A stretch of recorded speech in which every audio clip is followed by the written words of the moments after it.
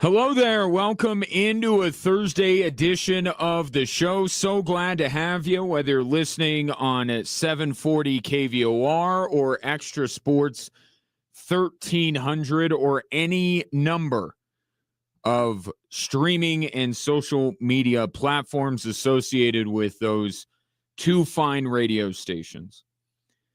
It will be a veritable cornucopia of sports topics coming your way over the course of the program, and I would love to get your thoughts at 719-247-1313. One guest today on the show, he is from the Boston Globe, so he will give the Patriots perspective on the AFC Championship on Sunday. And speaking of, it worked so well last week. Let's do it again. We're not waiting till Friday. We're breaking all the rules of sports talk radio.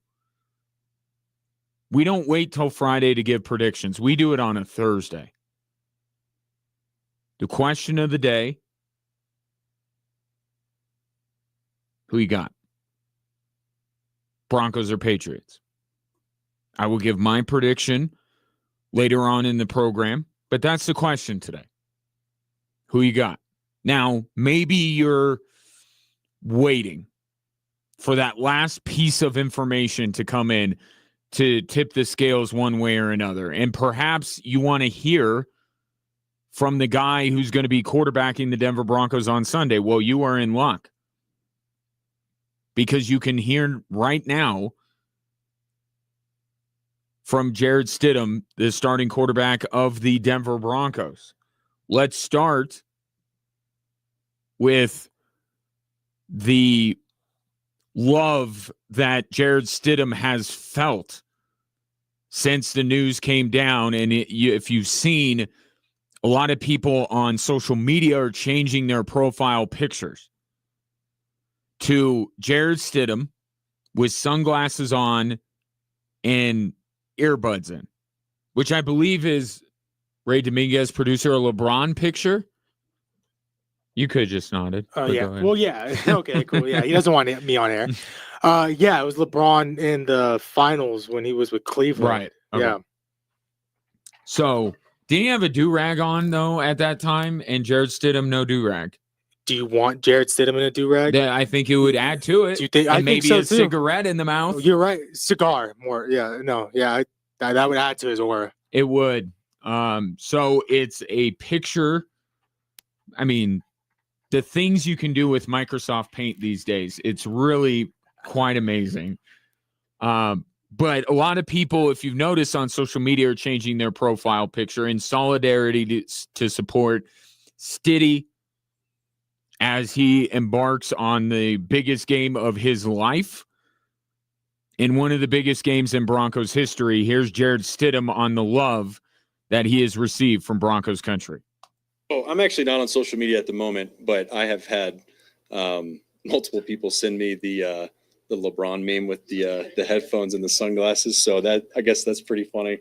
But it's great. I mean, Broncos country, in my opinion, arguably the best fan base in sports. So, really excited to get out there in front of them. And, it's been a long time since this game's been played here. So I know they'll be rocking on Sunday. So there you go. That's it. That's all you get. Jarrett Stidham loves Broncos country. You're the best fans. So you picking the Broncos now? Okay. Maybe you are not basing your decision on how much Jarrett Stidham loves Broncos country, but it is, again, an unfortunate situation. And Jarrett Stidham actually started his press conference by talking about how much he felt for Bo Nix and how close they are. And actually, we have that. Here's Jarrett Stidham talking about the understanding that while he's excited to get this opportunity, there is a bigger picture here that isn't as great, and that is Bo Nix, the starting quarterback of the Denver Broncos, getting hurt. Yeah, I think whenever we had that last drive of the game, he comes off the sideline, and you could tell he was in some sort of pain, but I mean, we didn't really know. And obviously we're all excited, that we're going to the AFC Championship. And whenever we get back in the locker room, we didn't really find out until, the x-rays came back, because Sam and I were both in there with him whenever the doctors were looking at him, and they go do the x-rays. And I went, took a shower, came back and got dressed and went back in the training room. And that's when I found out. And again, just devastating for him, obviously. And like I said earlier, my heart goes out to him and, everything that he means to this team, because obviously we wouldn't be in this position without Bo. And I just want to go. I know all of us on offense, and I know the whole team, we want to go out there and make them proud, this Sunday.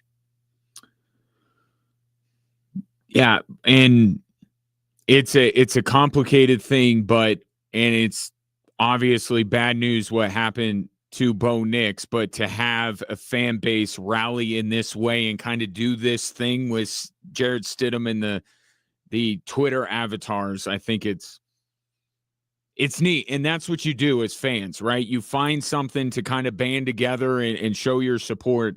And going through social media, seeing the number of people with that LeBron meme of Jarrett Stidham as their profile picture just shows the support that he has. Now, none of that matters for Sunday.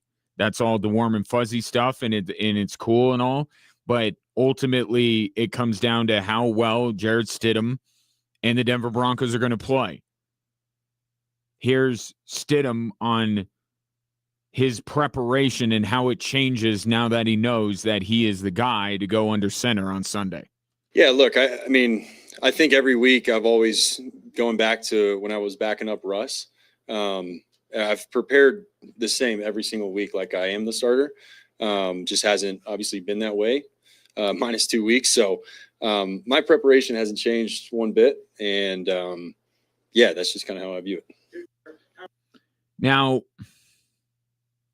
we're going to find out. We always ask the question, reps in practice, and are they as valuable as the game? I'm of the mind that nothing compares to actual game reps, especially in the AFC Championship. And Sean Payton could paint whatever logos he wants onto the field and pipe in whatever crowd noise he feels recreates the environment that Jarrett Stidham's going to be playing in. There's just no substitute for that. And something Jarrett Stidham did mention, though, and it just goes to Sean Payton's preparation. I think you can say without much uncertainty that Jarrett Stidham is as prepared as any backup quarterback in the league.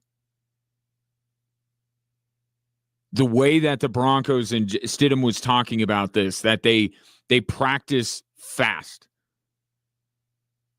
And mentioned that that's how like New England used to do it when he played under Belichick.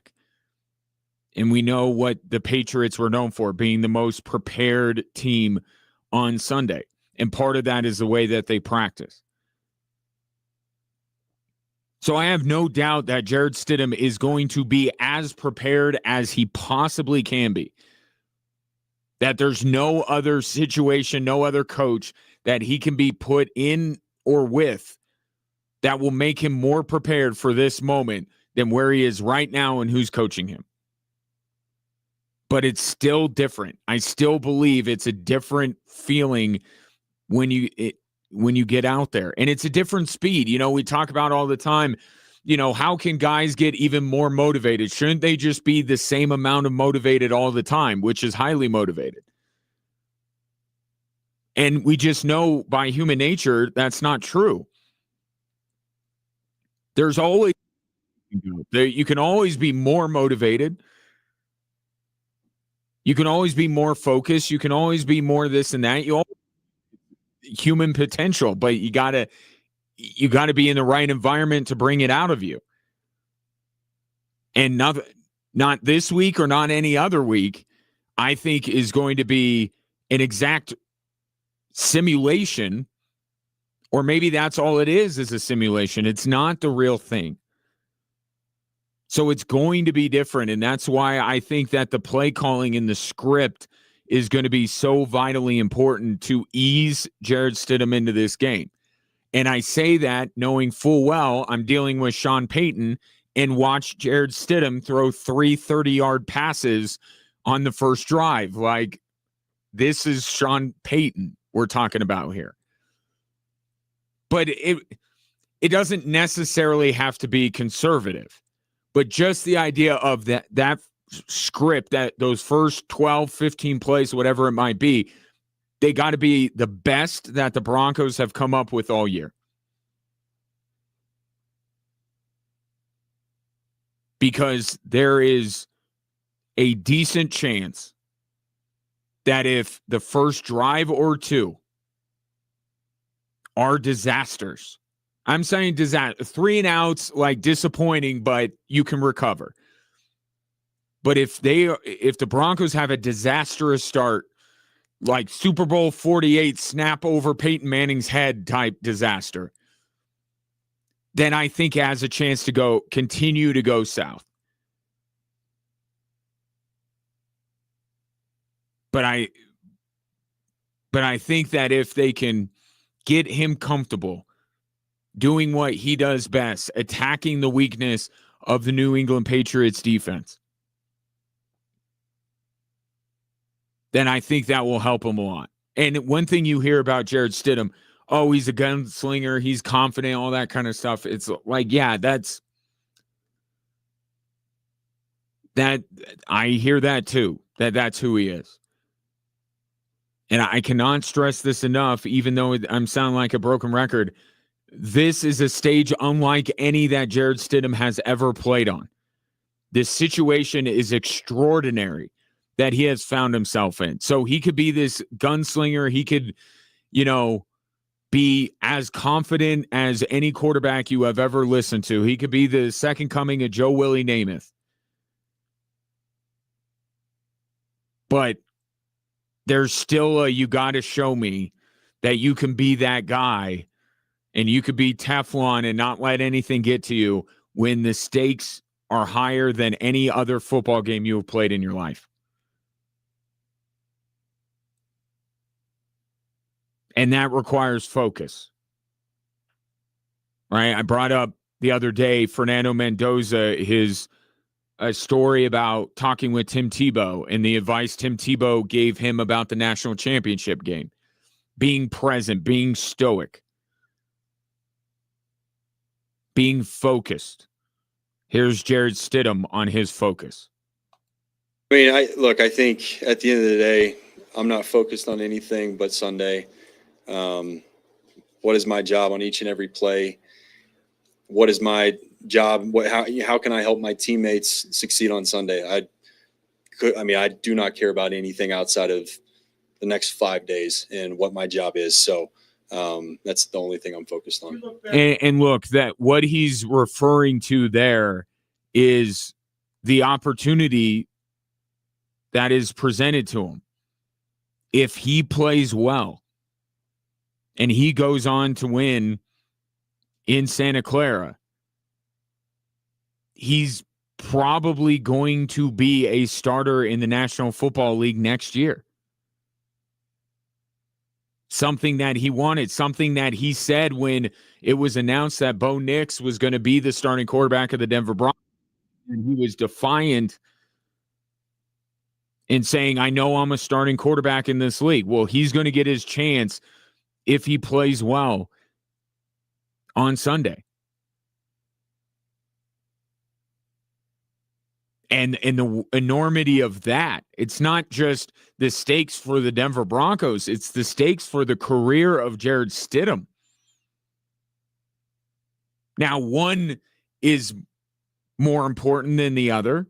I think if you polled most players and coaches and fans of the Denver Broncos, the fate of the Denver Broncos is more important than the future of Jared Stidham in the National Football League.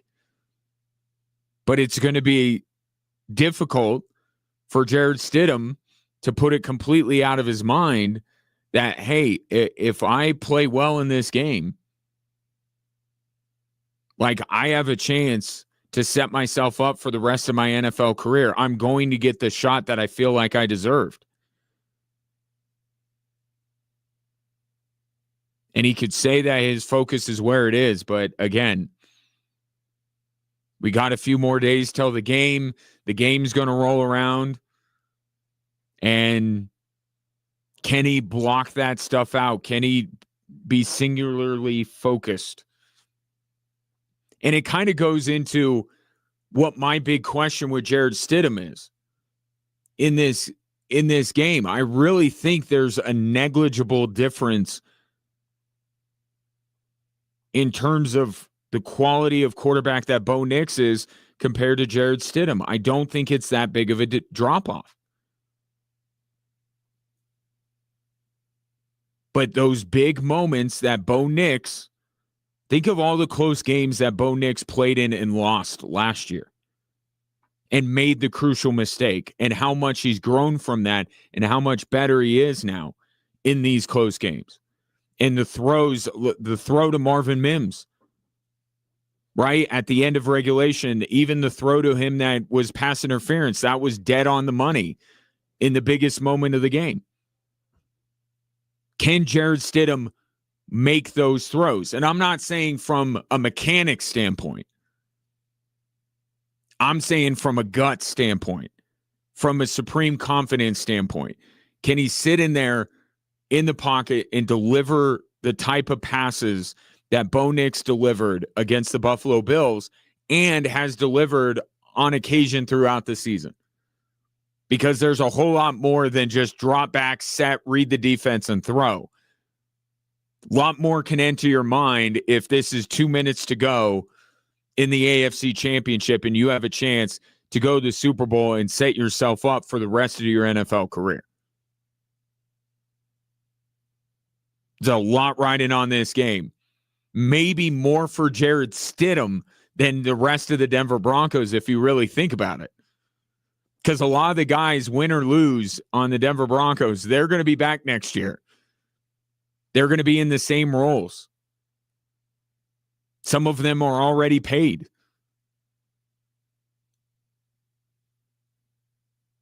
By far the biggest opportunity for any Broncos player on Sunday is Jared Stidham. It's a lot. And we'll see in a few days if he's ready and if he's up for it. So you heard from Jared Stidham.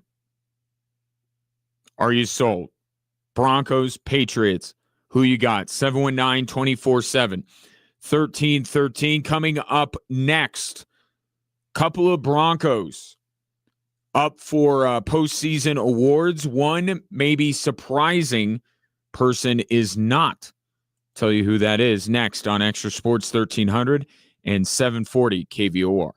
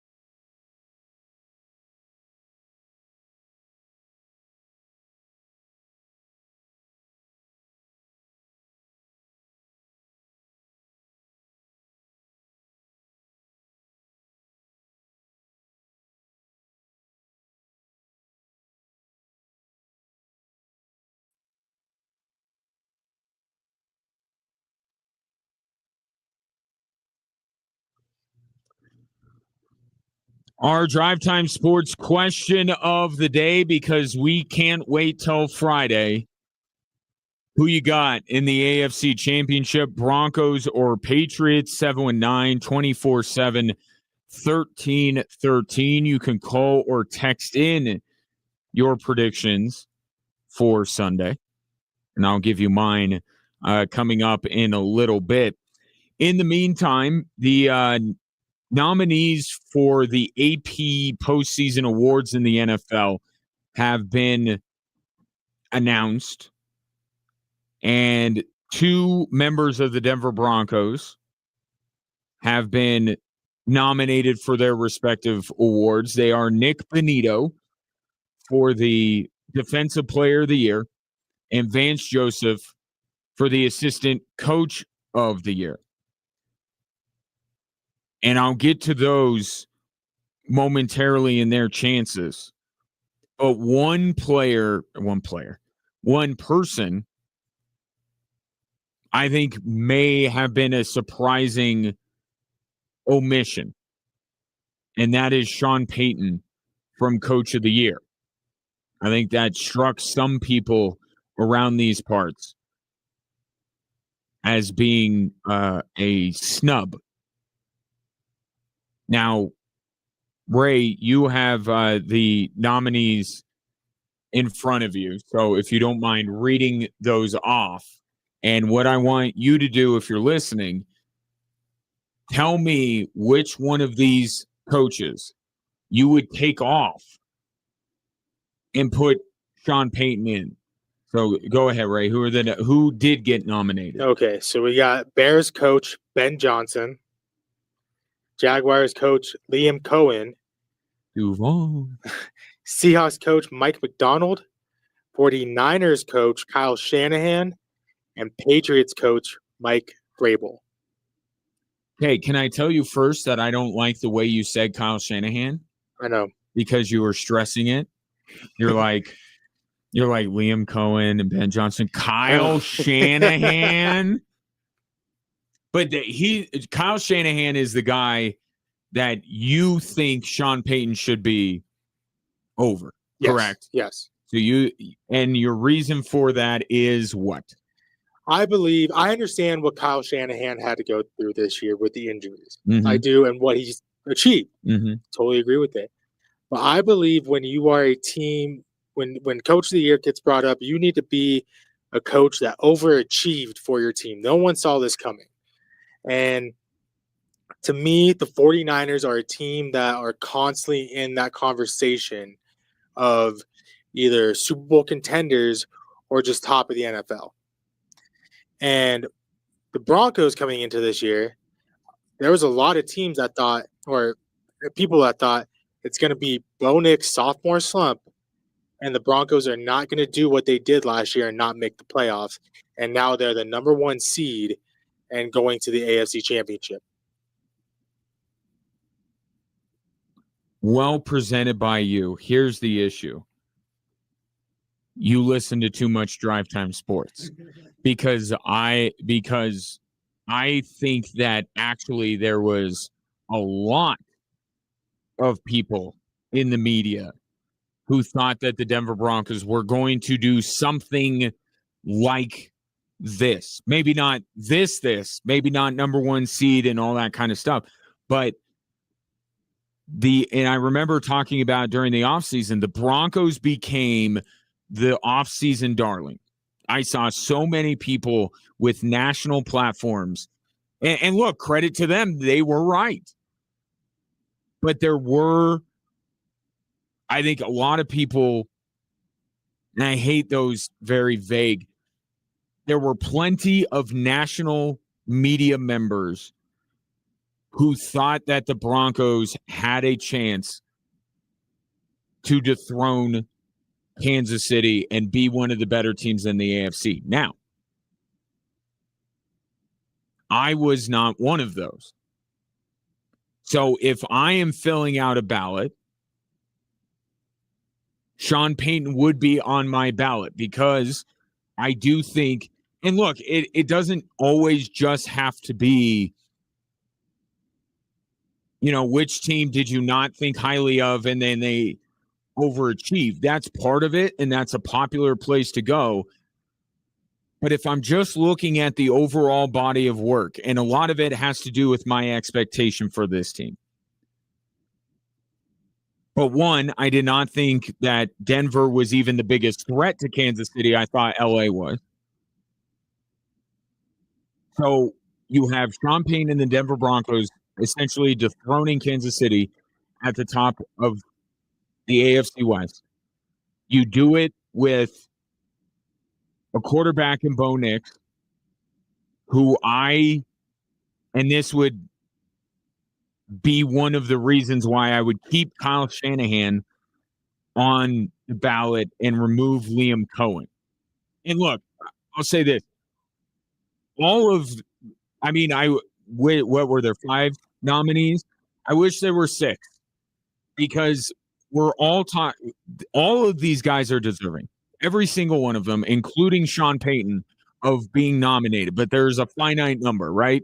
So you got to remove somebody in order to put Sean Payton on. I take Liam Cohen off and keep Kyle Shanahan. In part, not totally, but in part because look at Trevor Lawrence, nominated for MVP. And I know both can exist, but we're talking about the coach of the year where there were so many, because of how wide open the NFL was this year, so many coaches that are deserving of it. And funny enough, not really that many MVP candidates. Like, everyone's freaking out about Josh Allen's inclusion. Like, first of all, it's the regular season award. We learn nothing after the Nikola Jokic, Joel Embiid thing. It's not a postseason award. But I just don't think there were that many. Like, look, Josh Allen is hardly undeserving of consideration, but I don't think there were that many great candidates for the MVP this year. I think there were a ton of Coach of the Year candidates. Well, one of the guys that was at least worthy of inclusion on the list of MVP nominees is Trevor Lawrence. Bo Nix isn't, Brock Purdy isn't, and certainly Mac Jones isn't.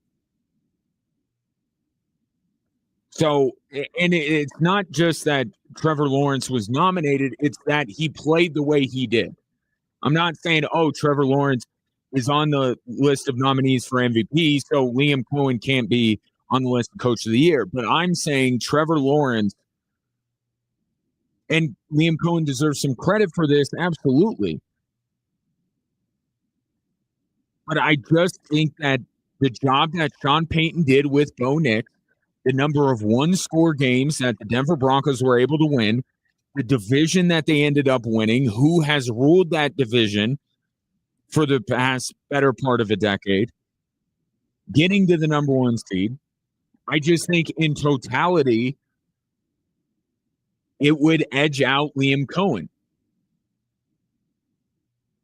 And I don't know that there's, just like I don't say that you should take, like, for instance, this year, any matchup between Jokic and Luka and make that the core tenet of your argument for one being the MVP or the other. We talked about this with Jokic and Embiid.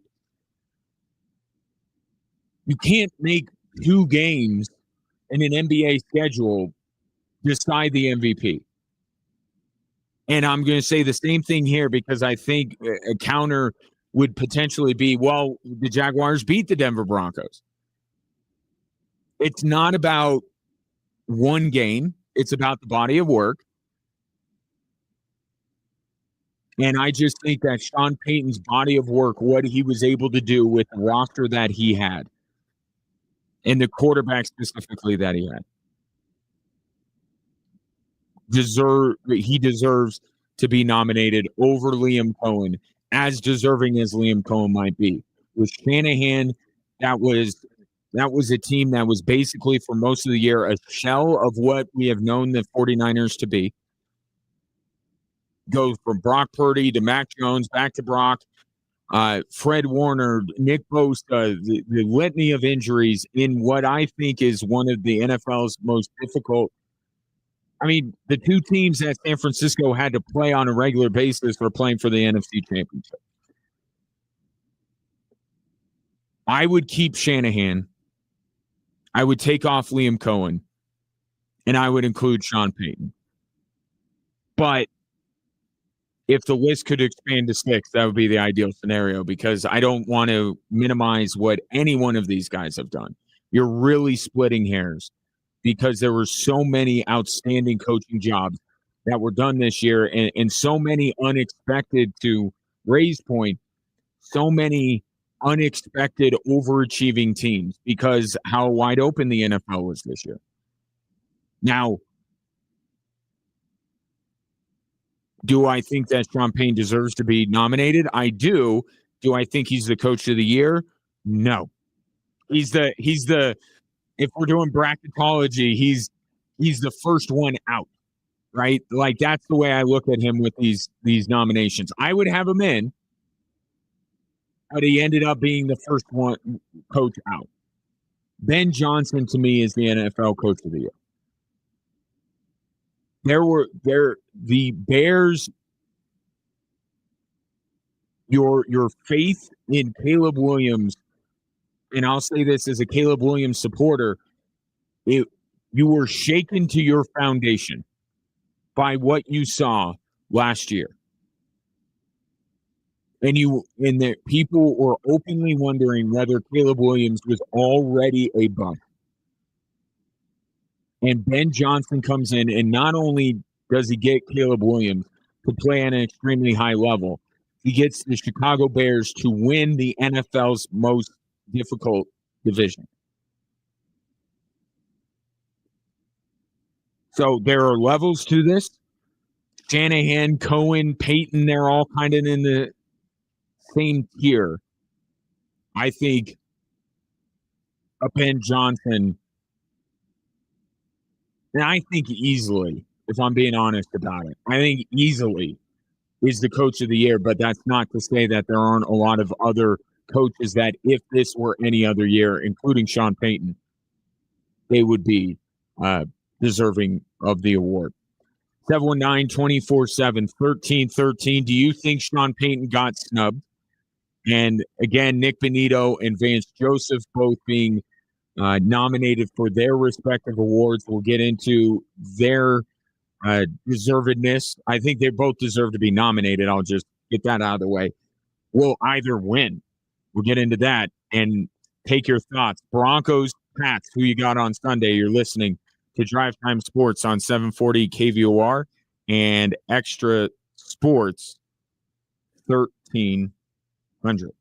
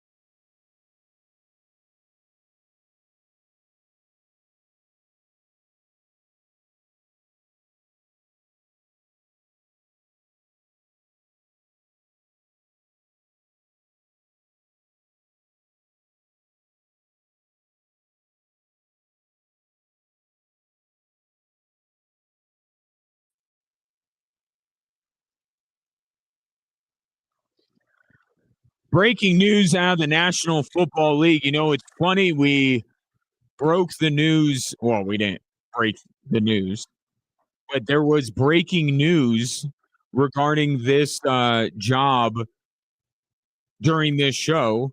And now there's more breaking news. There had to be a better way for me to explain that.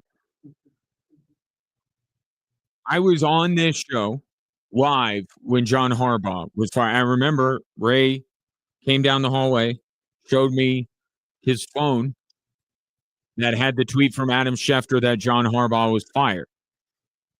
And now, to bring it full circle, the news of his replacement has broken within the last few minutes. Adam Schefter reporting that the Ravens have hired Chargers defensive coordinator Jesse Minter to be their next head coach.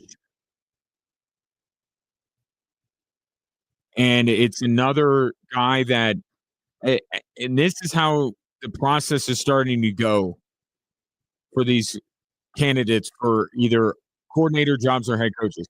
Mike McDaniel turns down the Browns and moments later becomes the offensive coordinator of the Chargers.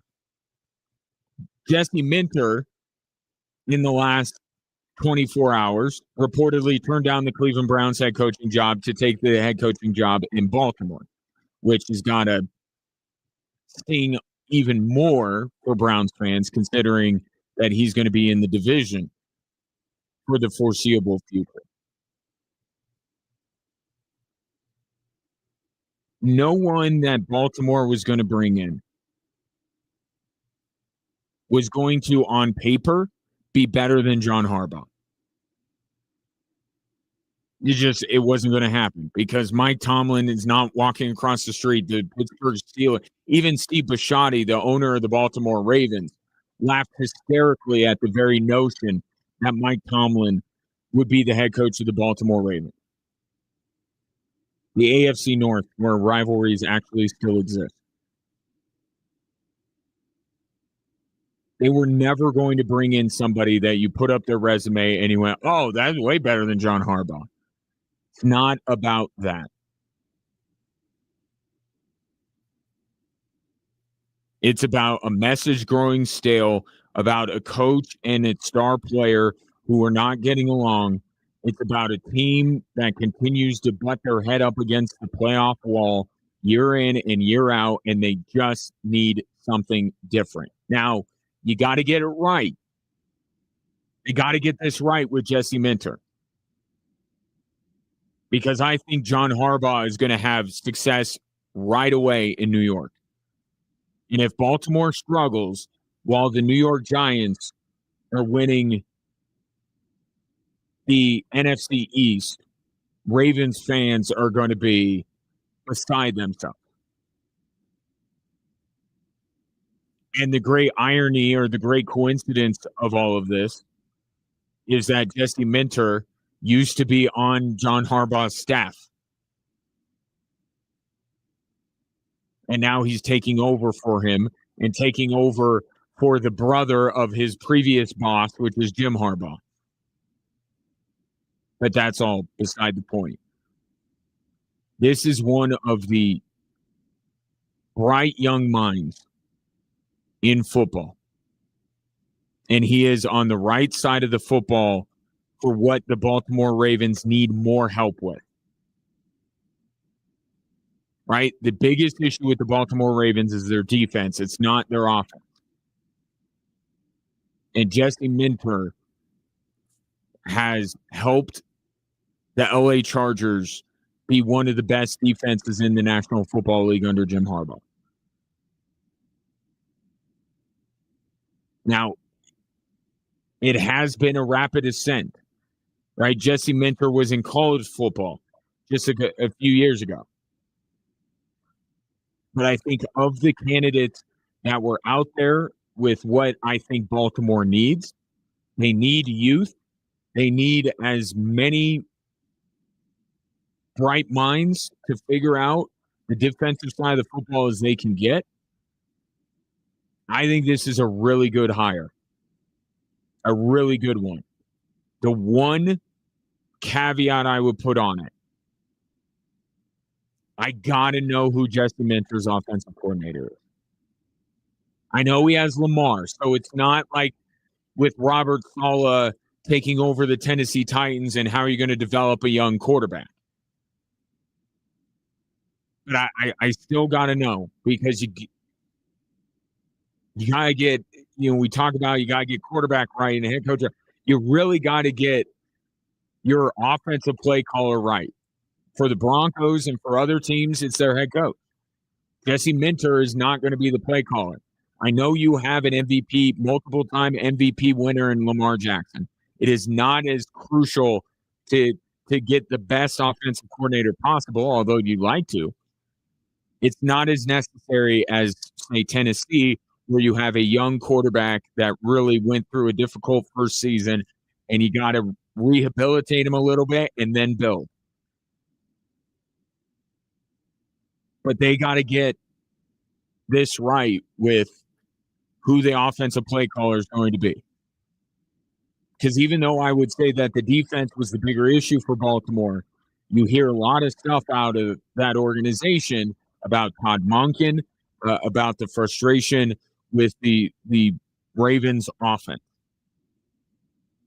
And I would expect Minter. I mean, how could you not want to be an offensive coordinator for Lamar Jackson? I think the thing that you lament here, if you're the Ravens, if anything, is that you didn't get Jesse Minter in the door sooner and then get Mike McDaniel to be your offensive coordinator. But I like the hire of Minter. I think it makes sense given what the Ravens had. But still got to make sure that he hires the right offensive coordinator to be able to unleash Lamar Jackson on a week-to-week basis. But when you have a multiple-time MVP, you don't have to get it maybe as right as a team with a young developing quarterback. But Jesse Minter, Chargers defensive coordinator, came with Jim Harbaugh from Michigan, will be the next head coach of the Baltimore Ravens. So that leaves Arizona, Cleveland, Pittsburgh, Buffalo, and Vegas. There's so many openings. I think that's it. Those are the 5. I think because of job security, the Steelers and track history, that is a good organization. And I think that probably makes it a good job. Is it better than Buffalo? I don't know what to think after the press conference yesterday with Terry Pagula. I will say that still Josh Allen wins the day. Right? If I'm a head coaching candidate, I saw that Bills press conference and I'm like, oh boy. I certainly think you have to pause for a moment before you jump at the opportunity to coach the Buffalo Bills. But only just a pause. Because you still have Josh Allen. And in Pittsburgh, you don't have a quarterback. But I think there are 2 solid job openings. The Raiders are intriguing with the potential to draft Fernando Mendoza with the number 1 pick. Arizona and Cleveland, with all due respect, I don't know what is the pitch with Arizona and Cleveland.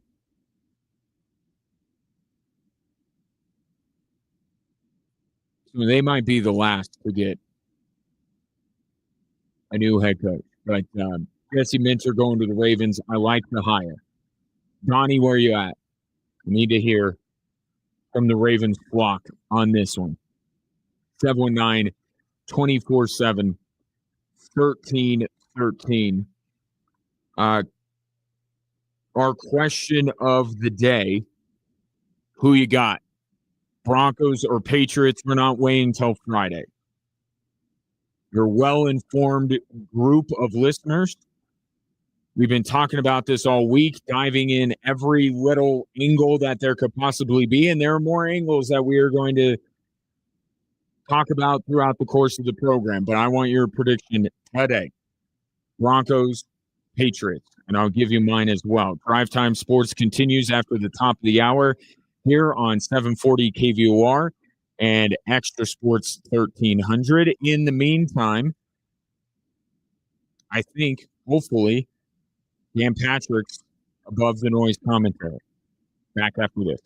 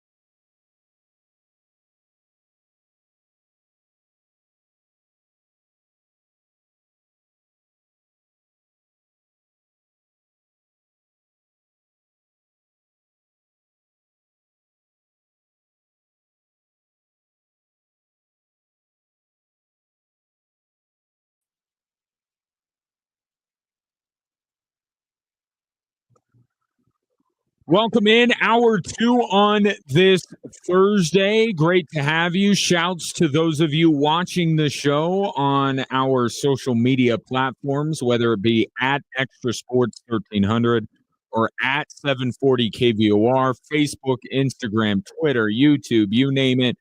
We're there.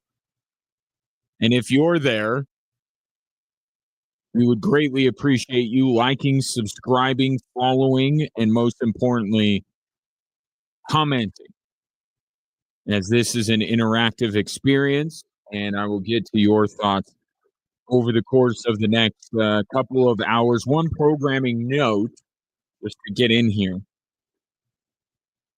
First time we've kind of done this. The Denver Nuggets play the Wizards at 5 o'clock. At that time, this show will not end. It will continue, but only on KVOR. So if you want to listen to the Denver Nuggets, they will be on Extra Sports 1300 at 5. Our conversation will continue until 6 over on KVOR. So want to put that out there. Still a lot of newness with all of this, and I wanted to communicate that as best I can. But this hour, both stations, good to go. 719-24-7, 1313. Our question the day. So we're a little bit different. We like to do our predictions on a Thursday. It's Friday. We're busy. You're getting ready for the weekend. You're trying to finish up your work. Today, drop your prediction for Sunday, Patriots and the Denver Broncos. And we'll get to those as we move through the course of the program. Chris Price from the Boston Globe and believe in what's the name of his show, Ray? He hosts a show on the Believe Network. So he has a podcast, and he was with the Boston Globe for a lot of years. So he covers the New England Patriots, and he will be on the program coming up in about 17 minutes. Patriots Report. Patriots Report. Thank you. Mm-hmm. Sorry, most of those Believe podcasts are Believe in. That'll be my guess. We'll get the Patriots' perspective on things, and maybe you want to hear the Patriots' perspective on things before you make your prediction for Sunday. In the meantime, Sean Payton may have called his shot on this one. See if that's what you hear here with Sean Payton. Well, they're going to have plenty of rest after this one. 2 weeks. They're going to have plenty of rest after this one. 2 weeks. Because you could just say they're going to have plenty of rest after this one, and that would be saying we're screwed, we're not going to win, and they will have all offseason to rest.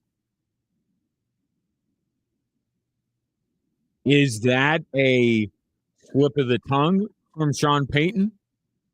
Or is this out of the Sean Payton playbook, like watch out was on Saturday when he talked about his confidence level in Jared Stidham?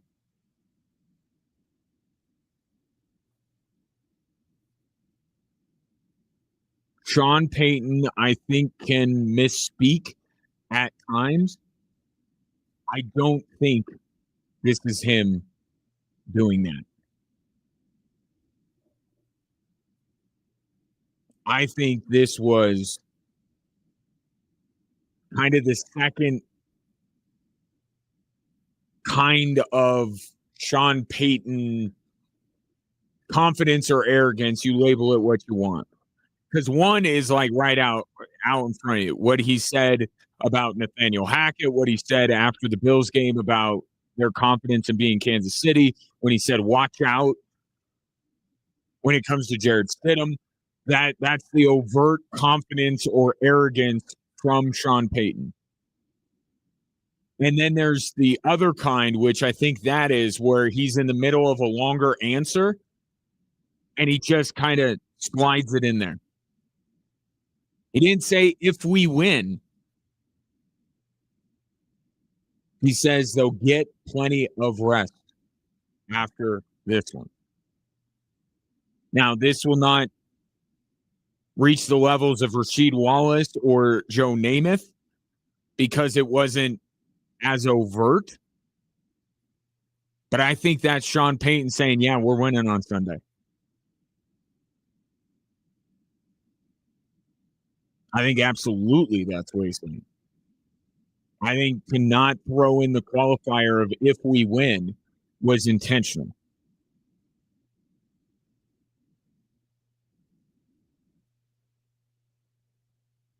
And think about this. We start the week, if you will. It was Saturday, but the transition from the Bills game to the AFC Championship.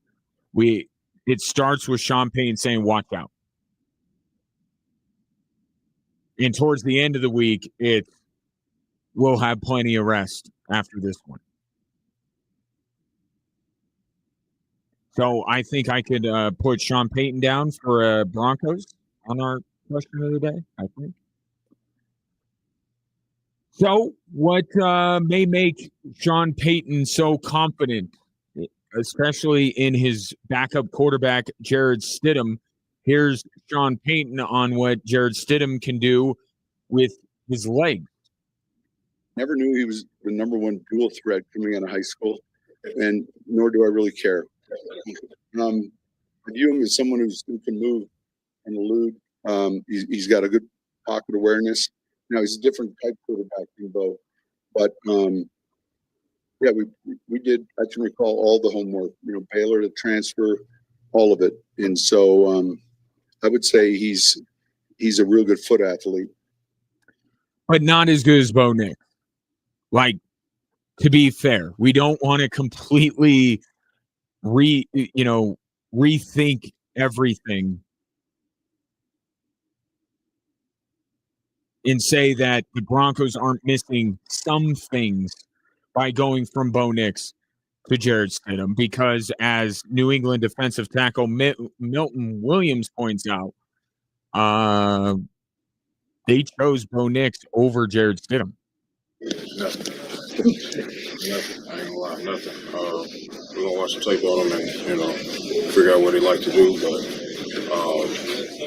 no, they didn't like him over Bo. And that's a fact. You may say shots fired. You may say bulletin board material. Okay. Not wrong. And if you recall, Jared Stidham was kind of upset about the whole thing.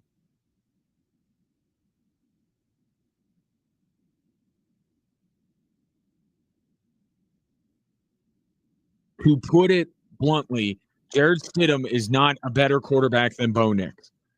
The question for Sunday, does that matter? Does that ultimately make the difference? Or can the other aspects of the Denver Broncos, including Sean Payton's play calling, make it so the fact that Jared Stidham is some number of degrees off from Bo Nix not matter and not make ultimately the difference? And therein lies, well, I want to get to one other piece of audio from Sean Payton, who reiterated something that he initially said on Saturday, and it just further illustrates how much Sean Payton likes Jared Stidham and his confidence level in him. I said this at the start of the season. I felt like our two was inside the best 32, and I think everyone feels that way. But that's why that sign was important. And you don't know when it's happening, But I'm glad it happened. I'm glad that acquisition took place. Jared Stidham is not as good as Bo Nix, but I do agree with Sean Payton that he's better than the 35th, 34th, 33rd 32nd, 31st quarterbacks in the league.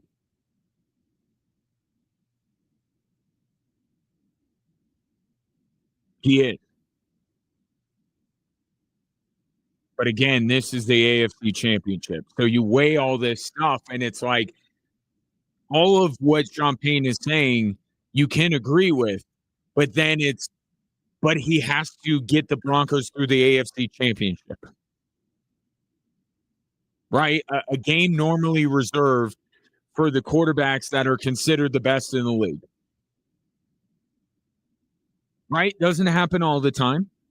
In fact, if the Denver Broncos would have Bo Nix healthy, that wouldn't necessarily apply to the Denver Broncos. So, but Bo Nix is better than quarterback 28.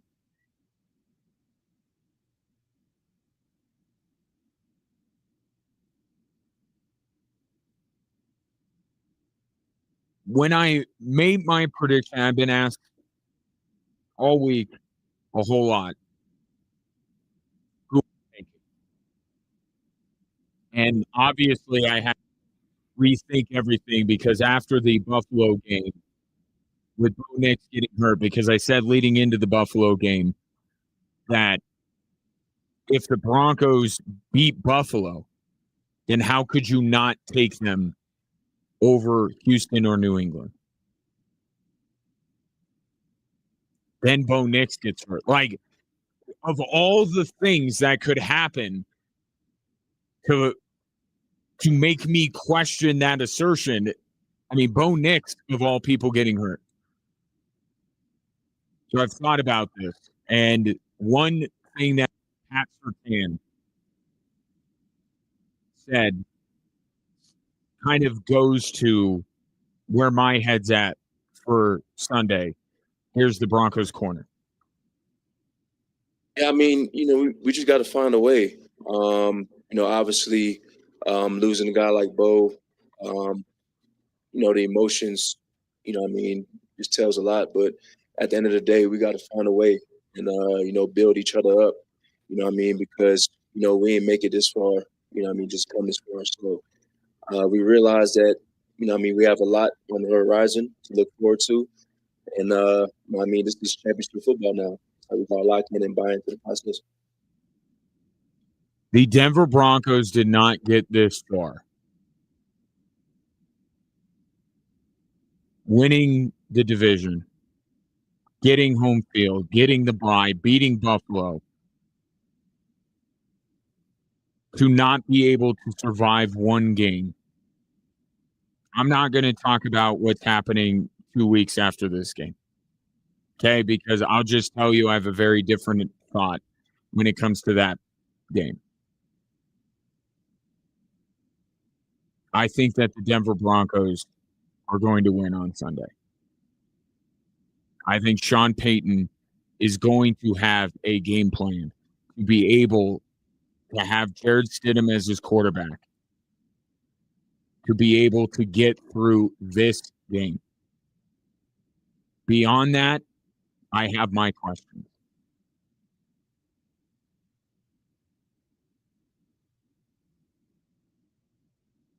I think that the other aspects of the Denver Broncos, all knowing that they need to step up, I think that they will. The game's in Denver. Sean Payne's the head coach. He's done this before at a smaller stage, I grant you. But you're telling me that with a quarterback that there isn't a world of difference in talent between Bo Nix and Jared Stidham, that Sean Payton at home with the Broncos defense against a New England team that just got here with a quarterback in Drake May that is walking into the most hostile environment he has faced in his NFL career, that the Denver Broncos can't get the job done on Sunday? I don't believe it. I think the Denver Broncos do beat the New England Patriots and go to the Super Bowl.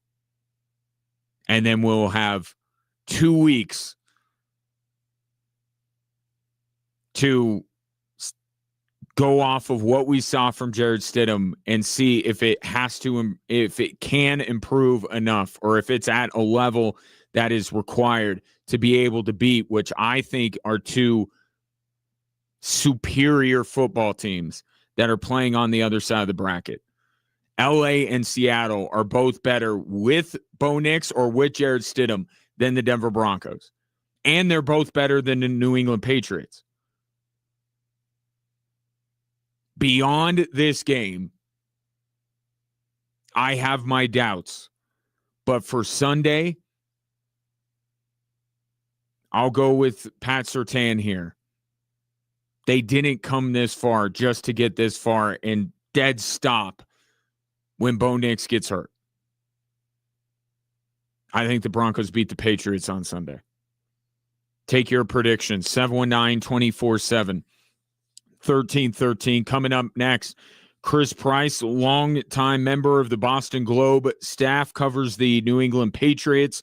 What are his recollections of Jared Stidham, and what does he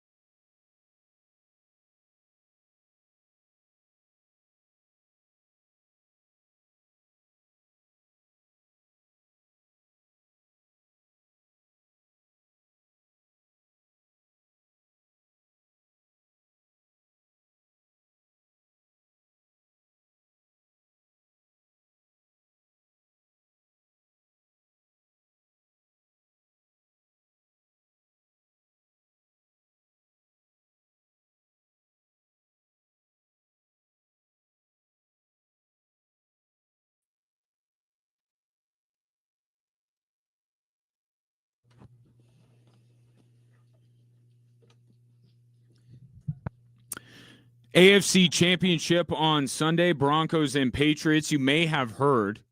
If you haven't, yeah, pretty big news around here.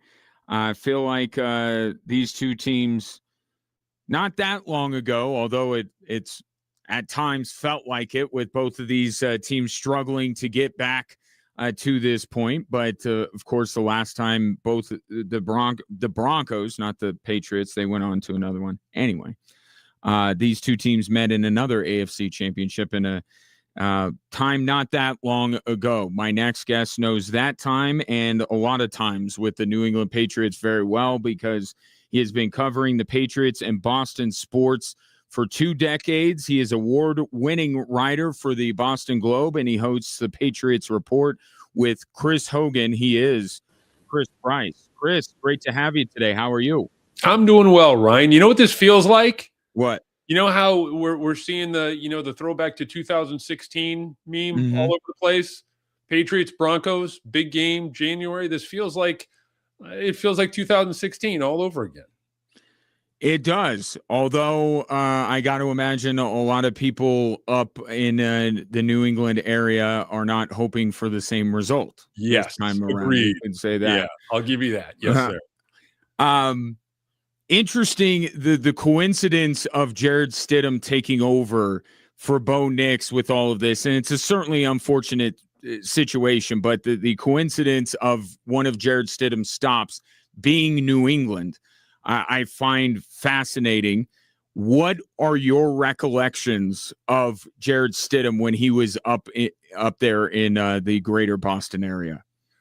Well, with all of Tom Brady's backups over 20, or so years here in New England, they were all kind of painted into an unfortunate corner at one time or another because they just didn't get a whole lot of reps with Brady on the field. And so what I do remember about Jarrett in his time here is he made the most of his reps. So there were some other guys who did the same thing, but he made the most of his reps.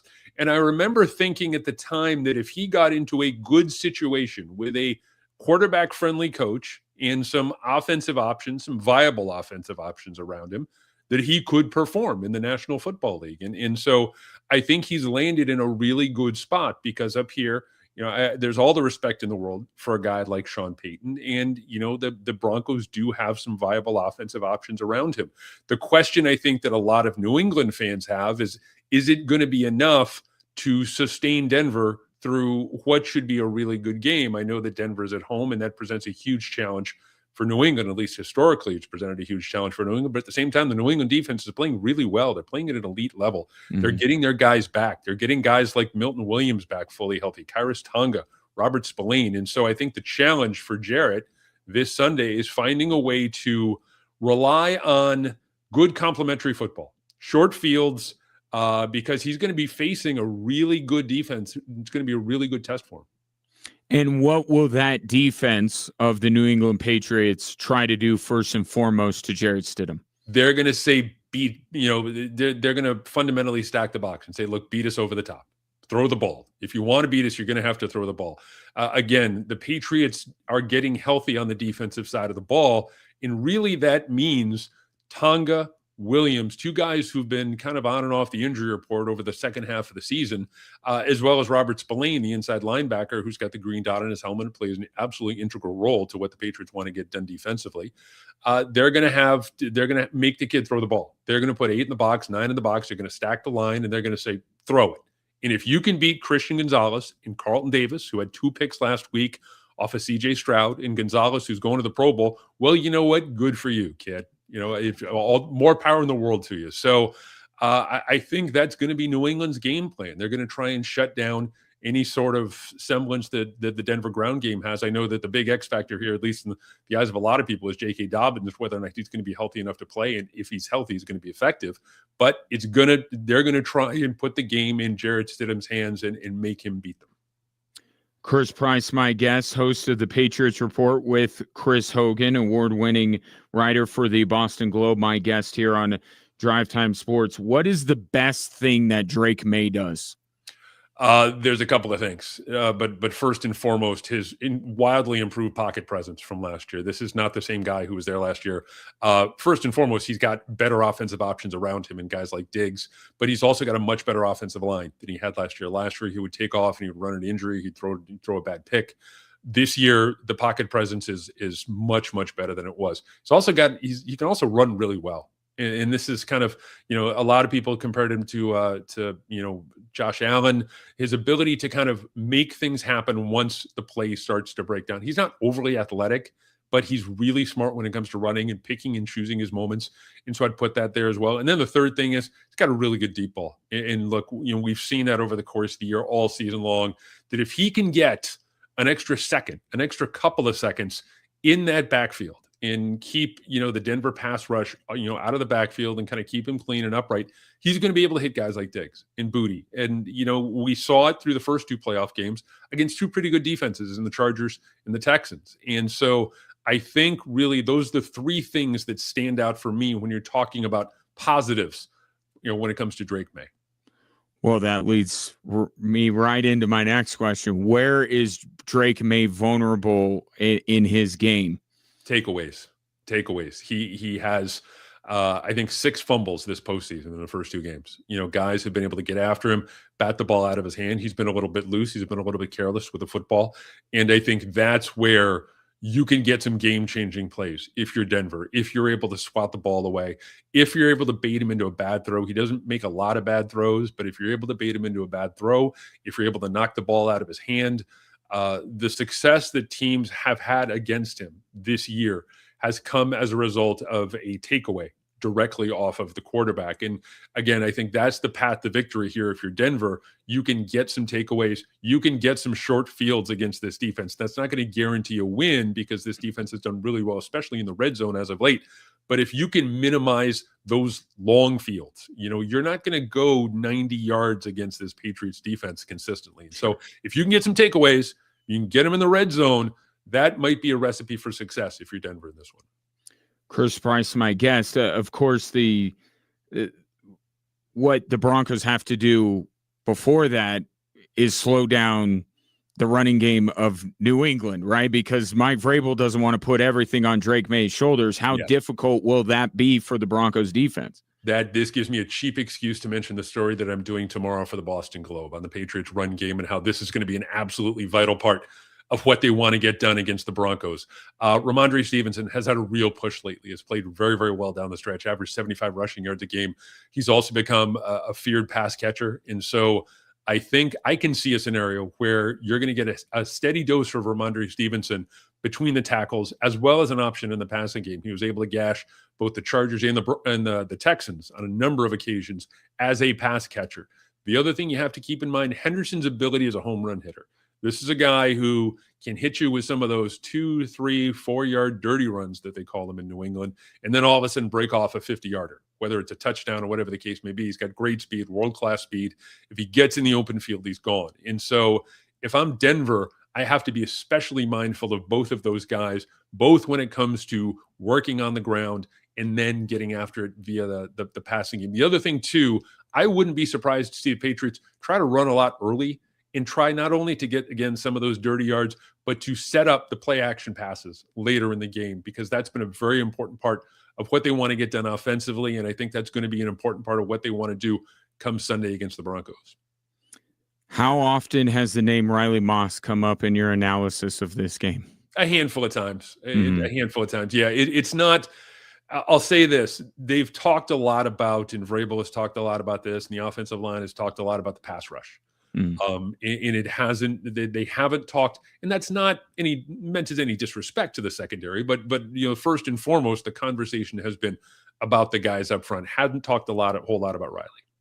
Well, and the reason I bring that up is because most teams and certainly the fan bases believe on a week-to-week basis that maybe not number 2 on the other side, Patrick Surtain, but the Broncos defense is maybe their weakest link could potentially be Riley Moss. So I was just curious if some of that conversation was going on up there in New England about the opportunity for whatever receiver is guarded by Riley Moss. I think this brings up, Ryan, this brings up a really interesting conversation, because we talked about J.K. Dobbins as being a bit of a wild card, at least from a New England perspective. I think another guy that certainly bears watching, on this side of the ball is Matt Collins. Matt Collins is a guy who sat out the last 4 games because of an abdomen injury. He returned to practice for the first time this week.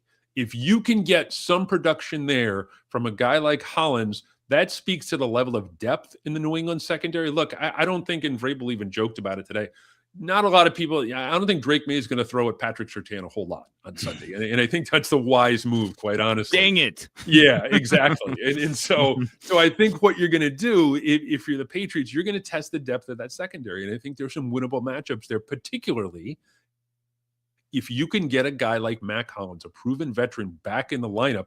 That's no disrespect intended to guys like Pop Douglas or Kyle Williams, even Kayshon Boutte. But if you can get Matt Collins back there, it's a domino effect. And it really, you're able to kind of start to lean on those guys in the passing game to start to really put together some quality yards. Would you take New England over the winner of the NFC Championship, whoever it might be? I picked the Patriots and the Seahawks because I'm thoroughly impressed. Look, the Patriots have really run the gauntlet. You can talk a lot about the Patriots' strength of schedule, but the 3 defenses that they've played on the AFC side of the ball so far, it's the Broncos, the Texans, and the Chargers. Those are 3 of the top, 6 defenses in the National Football League. So I think they would make a good matchup for Seattle. And look, I think either way, it's a toss-up. Honestly, a lot of people in New England right now, including I have to believe some people in the New England locker room, believe that they're playing with house money, because this is a team that went 4-13 the last 2 years. Only one team won fewer games than the New England Patriots combined over the last 2 years. That was the Carolina Panthers. And so the thought process here is like, I don't even think they expected to be where they are right now. And so, if they win the AFC Championship, great. They go to the Super Bowl, great. I think this is very, very unique in the annals of Patriots history, because, again, they're playing with house money. There's not the same level of pressure. There's not the same level of intrigue, when you talk about the Bill Belichick, Tom Brady era Patriots, as opposed to the Drake May, Mike Vrabel Patriots. So does Mike Vrabel have to fight against the we're just happy to be here type of mentality, right? Because the house money can be dangerous as a good thing for a team, but also the other side of, hey, you don't get, even though you play for the Patriots, you don't technically get that many bites at the apple. So is that kind of something that Mike Vrabel has pushed back against this week? A little bit, yeah. And I think at the same time, Ryan, this is where the idea of going on the road comes into play here. I think the sense of urgency that, look, I've watched games in Denver for years. They're going to get smacked in the mouth by that crowd, that altitude right out of the gate. And that's going to wake them up. And if they don't understand, or if they didn't fully grasp in the week leading up to the game, they're going to understand when they hit the field on Sunday that look, playing in Denver is a different animal. Playing in the AFC Championship game is a different animal. And so I think that's going to come into play. I'm not going to say that they would get necessarily relaxed playing at home, but look, this is a team this is the only team in the league that went undefeated away from home this year. And there's something to be said for that when you approach this game. So I think the sense of urgency is there, and I think the level of understanding is there. But look, you and I both know, you never know until, the ball is kicked off on Sunday, what you have when it comes to, a team in a game like this.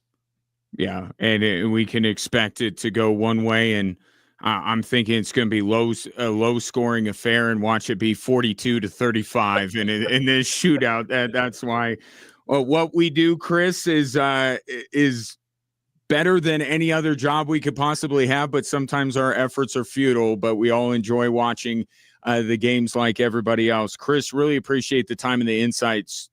Incredibly invaluable. Really appreciate the time and enjoy the game on Sunday. My pleasure, Ryan. Take care, and hopefully we can talk again soon. Yeah, absolutely. Christopher Price, the outstanding writer for the Boston Globe, award-winning. He's covered the Patriots and Boston sports for 2 decades. You can catch him on the Patriots Report with Chris Hogan and Chris Price, wherever fine podcasts are given away, because that's what they are. They're given away. So you got the New England perspective. Expert insight into that football team. Does it sway you? Where are you at with this game? Our question of the day, who you got? Broncos, Patriots, your thoughts next on Extra Sports 1300 and 740 KVOR.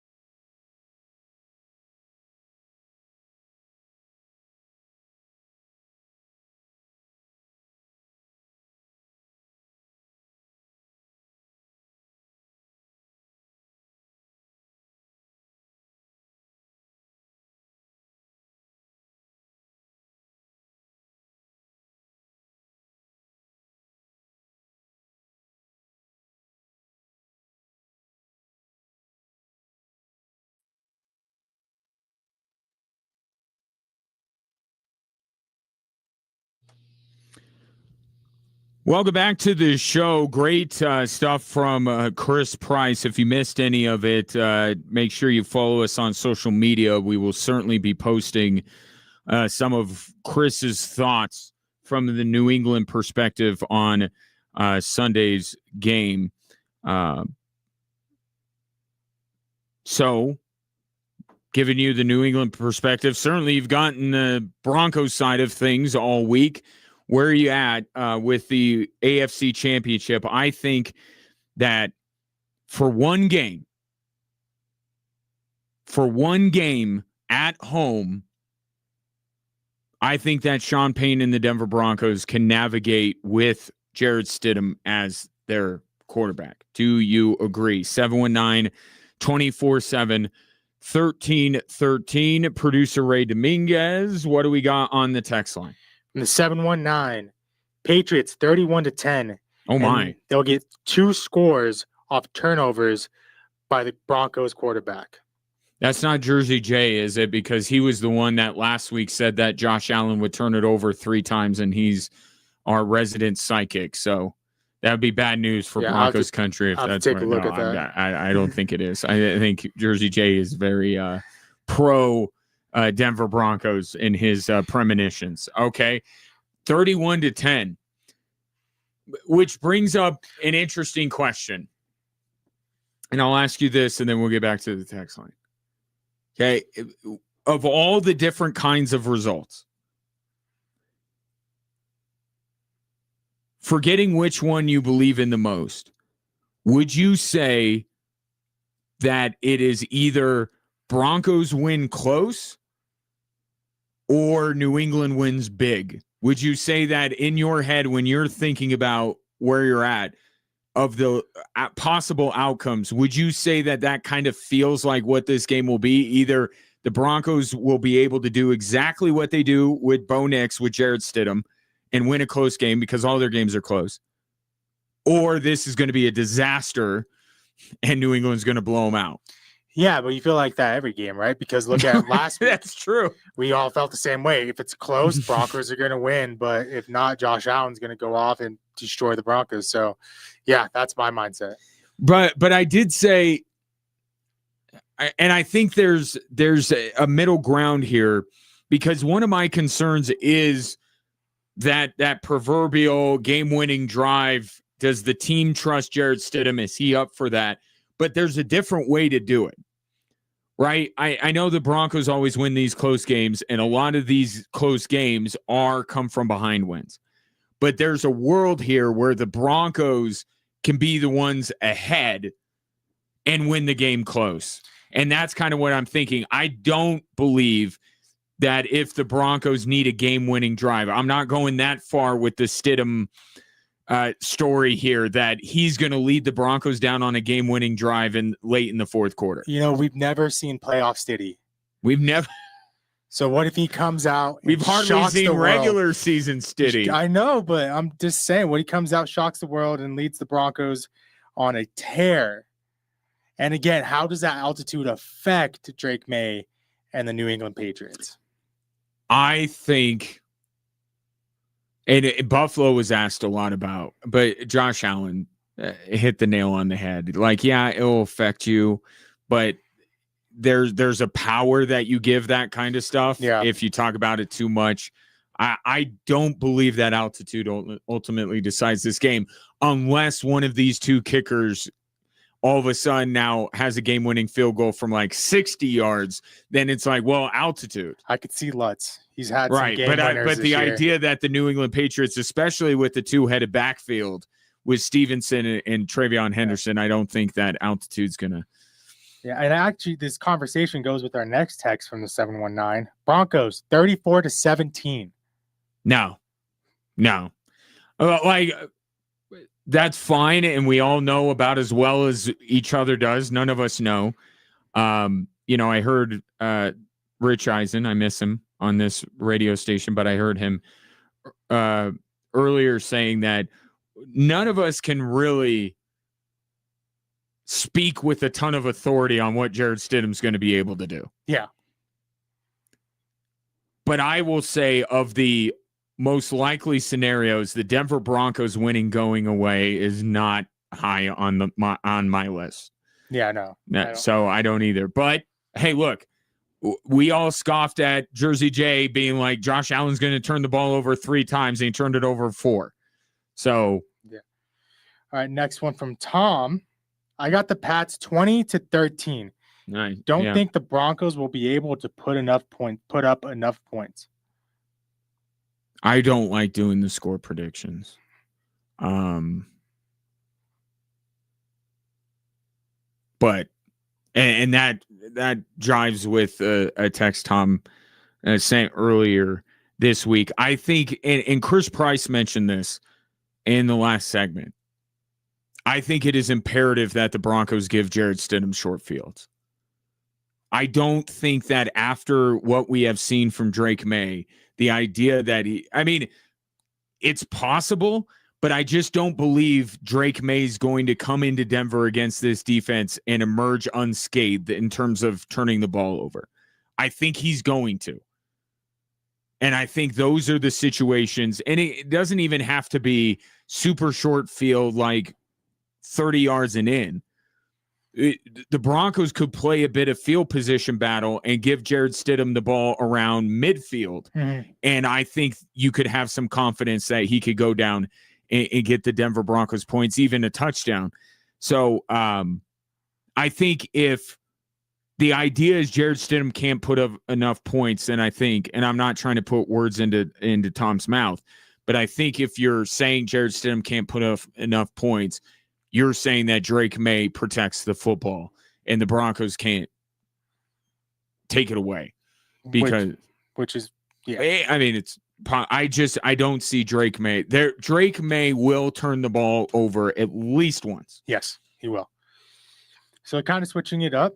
This is, you asked him to text in. He did, Donnie. Oh, okay. Yeah. Donnie on the Jesse Minter hire? Yes. Okay. I don't mind the hiring of Jesse Minter. Our defense definitely needs some help. However, I think they need to go and get an OC to complement him. Mm-hmm. I would like to see the Ravens get Davis Webb. If not, maybe Kingsbury. Spot on as always, Donnie, when it comes to your Ravens. Absolutely, Jesse Minter needs to get the OC right. Does he have to get it as right as like Robert Saleh does with the Tennessee Titans, or as the Miami's new head coach, who can't think of his name, but the Packers defensive coordinator? No, I think that you have some wiggle room, that you don't have to absolutely hit it out of the park with your OC hire. Davis Webb is intriguing. And I've said Davis Webb as a head coach, it would have to be Cleveland or Arizona. I just don't think Baltimore, Buffalo, these teams can afford, even Pittsburgh, can afford to take a chance on Davis Webb, who, for all intents and purposes, just arrived just now. Mm. But as an OC, I like it, and the fit with Minter, I think would be a good one, and you certainly have Lamar Jackson there. So I am very much interested in who he hires as an offensive coordinator. Davis Webb is a good name to throw out there, and that's kind of where you have to be thinking, because you can't bring an OC over from, and the worst thing would be Greg Roman, right, yep. Donnie? Not bringing that guy into Baltimore. I know that much. So no, I like where his head's at. I could definitely see that, because Davis Webb, I'm starting to believe that he's going to be an offensive coordinator somewhere this next year. Okay, from Albert. Mm-hmm. Boston is a hockey town first. If they want a conference championship in 2026, the Bruins better turn it up. Patriots fans are going to be sad Sunday as the Broncos win. I like that. But the Bruins aren't winning anything this year. As you will know, Albert, it'd have to be BC in hockey, but or Boston. Yeah, and I go back to what Chris Price said about the house money, and that certainly syncs up with something I mentioned early in the week, and I got a little pushback. Was it yesterday? Were you Ray, when I was talking about who has more pressure on them? Was that yesterday or the day before? I was in Vegas, so the hours blend together in a haze. I said that the Broncos have more pressure on them. Yes. On Sunday. Yeah. And would you agree with that? Yes. Yeah. Yes. I think that they do. And But like I brought up with Chris, like that could cut both ways. right. It could be a weapon for New England, or it could be kind of their downfall in many ways because, maybe the urgency level isn't there like it would be with the Denver Broncos. You don't think the Broncos are playing with house money at all now that Bo Nix is gone? I think they're playing with house money in terms of how we perceive the season. Okay. In many ways, because I think a lot of people will say, well, they didn't have Jared Stidham. I kind of thought it would work. It didn't. But then you have Sean Payton saying, watch out. And then you have a lot of national talking heads, some of them who know Sean Payton very well, saying they can get by. I certainly don't think that the Broncos are playing with house money. I think there is pressure on them, but in terms of can you view this season as a success even if they lose, I think yes. You can. But but there is pressure on Denver to say that they are playing free and loose. I don't believe it, because there's enough people saying they'll be able to get by with Jared Stidham as their quarterback. Keep your thoughts coming. 719-24/7 1313. Coming up next on Extra Sports 1300, it will be the Nuggets and the Wizards. They are getting Jonas Valanciunas back. So at least one of their big men is making a return. So that game coming up here in a few minutes. Our conversation predominantly about the AFC Championship will continue next, exclusively on 740 KVOR. You're listening to Drive Time Sports.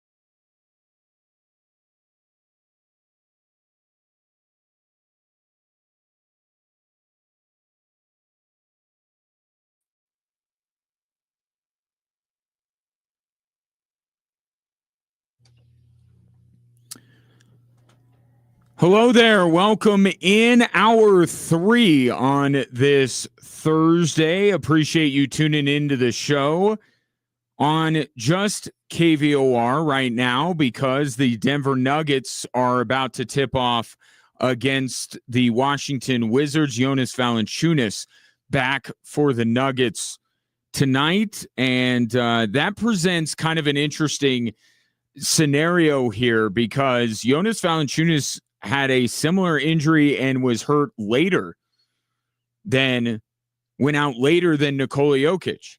And David Adelman said the other night that Nikola Jokic has essentially, I'm not directly quoting him here, but some good days and some bad days in his rehab.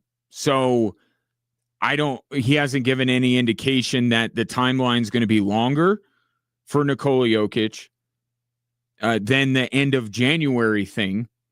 But it is interesting to note that maybe I'll put it this way. The best case scenario for when Nikola Jokic returns is out the window because Jonas Valanciunas beat him to the punch. But see what the Nuggets do tonight. We'll keep an eye on that for you here on 740 KVOR. And if you want to listen to the game, it's currently airing on Extra Sports 1300. In the meantime, if you'd like to be a part of the program, easy enough for you to do it. You could call or text into the show at 719-247-1313. Our question of the day, who you got between the Denver Broncos and the New England Patriots, the AFC Championship? We're not waiting till Friday to do predictions. We do it today. So be interested your thoughts. In the meantime, let's go ahead and hit the 3 stories that are driving the show, shall we?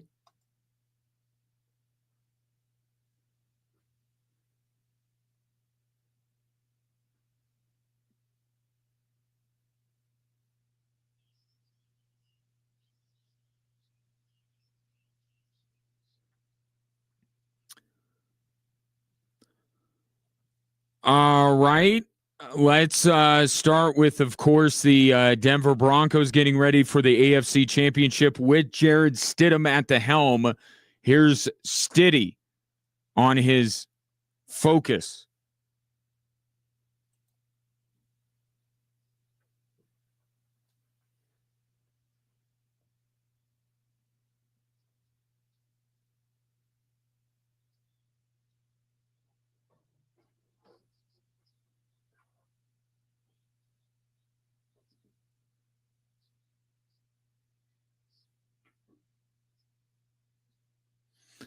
And of course, that referring to how career-changing this could be for Jared Stidham if he goes out on Sunday and leads the Denver Broncos to the Super Bowl. And it's just another thing that Jared Stidham has to contend with. Like there's a lot going on with this game. And there are some personal aspects to this and what Jared Stidham can do for himself in becoming potentially a starter in the NFL, something that he has believed for a long time that he is. But for right now, and this is the right mindset, and you can argue that if Stidham focuses on doing his best for the Denver Broncos to help them win a game, he's going to get the gig. Like the idea that Jared Stidham is going to, if he gets onto this stage on Sunday and plays well enough for the Denver Broncos to win, teams will go, well, we can win with this guy. So I don't think it has to be Jared Stidham coming out and saying man cape and, put on an audition on. I think if he wins, as much as this is a copycat league, as much as teams that win championships get their roster picked apart, I think Jared Stidham's got the right mindset, because if he does well on Sunday, given how extraordinary this circumstance is, teams are going to take notice. So one will beget the other. So I think it's easier for Jared Stidham to kind of put aside what this game may do for himself in his career. And when I made my prediction for this game, I took a page out of Stiddy's book and said, I'm not looking past the next 5 days either. I think that the NFC Championship is the de facto Super Bowl. But for this game, for the AFC Championship, one game at home, I think Sean Payton will have a game plan tailored around a guy that's been in his system longer than Bo Nix has to make him successful enough. And with everything else we've seen from the Denver Broncos of late, especially their ability to create turnovers, I don't think the story is necessarily going to be Jared Stidham come Monday. Although inevitably it's going to be, but I don't think he's going to be the reason the Broncos won. And he shouldn't be. He shouldn't be placed in that position. I think it will be about what Sean Payton did to help Jared Stidham, the game plan that he had in place, and how the other players on the Denver Broncos stepped up their game, especially on the defensive side of the football, to help Jared Stidham. That makes the difference. I think that the Broncos beat the New England Patriots on Sunday and go to the Super Bowl. Beyond that, check in with me in a few days. Let's go to story number 2, which is also Denver Broncos related. Vance Joseph and Nick Bonitto have both been named finalists for their postseason awards. Vance Joseph for Assistant Coach of the Year and Nick Bonitto for Defensive Player of the Year.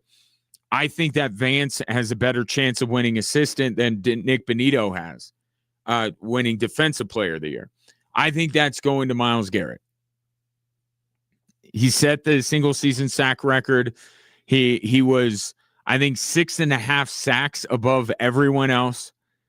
The offensive and defensive player of the year, those are awards that are given based on stats, that are given based on the perception of who the best at his position is. It is not about value. Although Myles Garrett was very valuable to a Browns defense that was hardly their problem this year. But it's interesting the ebbs and flows of Nick Bonitto's season. I remember there was a lot of talk about Nick Bonitto's chances of breaking Von Miller's single season Broncos sack record and breaking the sack record. He didn't even come close to the sack record, but he ended up falling well short of Von Miller. And I remember saying when this conversation arose, like, there are just too many other guys that can get to the quarterback. Nobody talks about how good Jonathan Cooper is.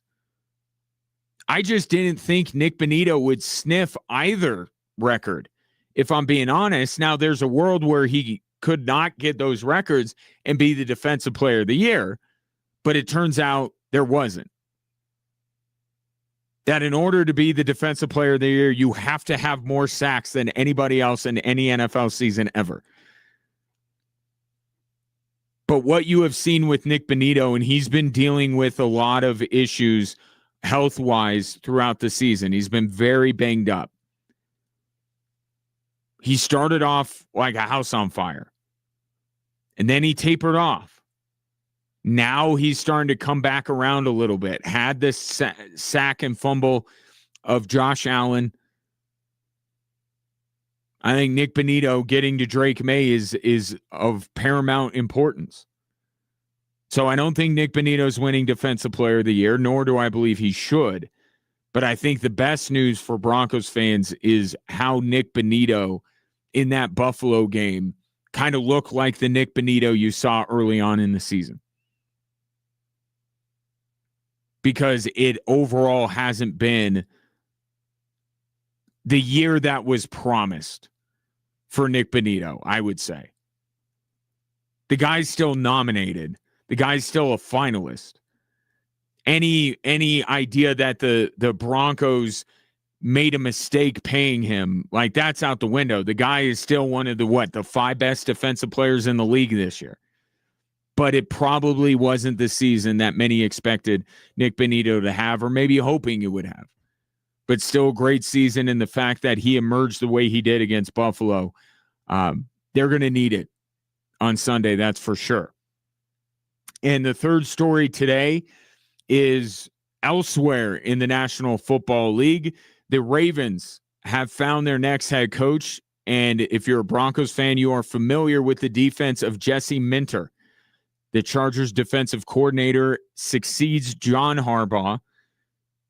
Coincidence, given the fact that he has coached under John's brother for all of these years. But Jesse Minter will take over as the head coach of the Baltimore Ravens, perhaps until the Buffalo job came open, the most notable vacancy in the NFL. And I think that the Baltimore Ravens got this right, or at least made the right decision. Whether they got it right, that's years in the future. I think they made the right decision. Jesse Minter's brain being applied to the defensive side of the football for the Baltimore Ravens is a good thing, a very good thing. Certainly the Ravens like the way that the Harbaughs go about their business, and this is somebody I know has learned under both of them. He was on John Harbaugh's staff years ago. He left and went to Jim's staff. So it's not John Harbaugh, and let's give John Harbaugh the credit that he deserves, or the respect he deserves. Jesse Minter is a long way away from being John Harbaugh. But the Ravens aren't going that far out with this hire. They're really not. This guy is, has learned under both Harbaughs. He is a younger Harbaugh in many ways. Now, not maybe some of the, antics in the way they talk, but a lot of the same ideals that the Harbaughs have, and a lot of the same ideas on how to coach up a team. Jesse Minter has those ingrained in him. So I think this is the right decision, given the field that was out there. Only time will tell, because he's got pretty big shoes to fill. And I got to see who his offensive coordinator is, because that has been a point of consternation in Baltimore.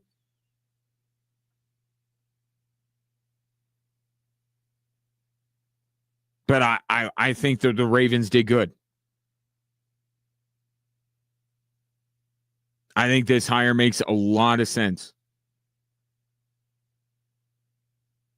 719-247-1313. Take your thoughts on the three stories that are driving the show, especially the prediction aspect of today's show. Who do you got? Broncos or Patriots?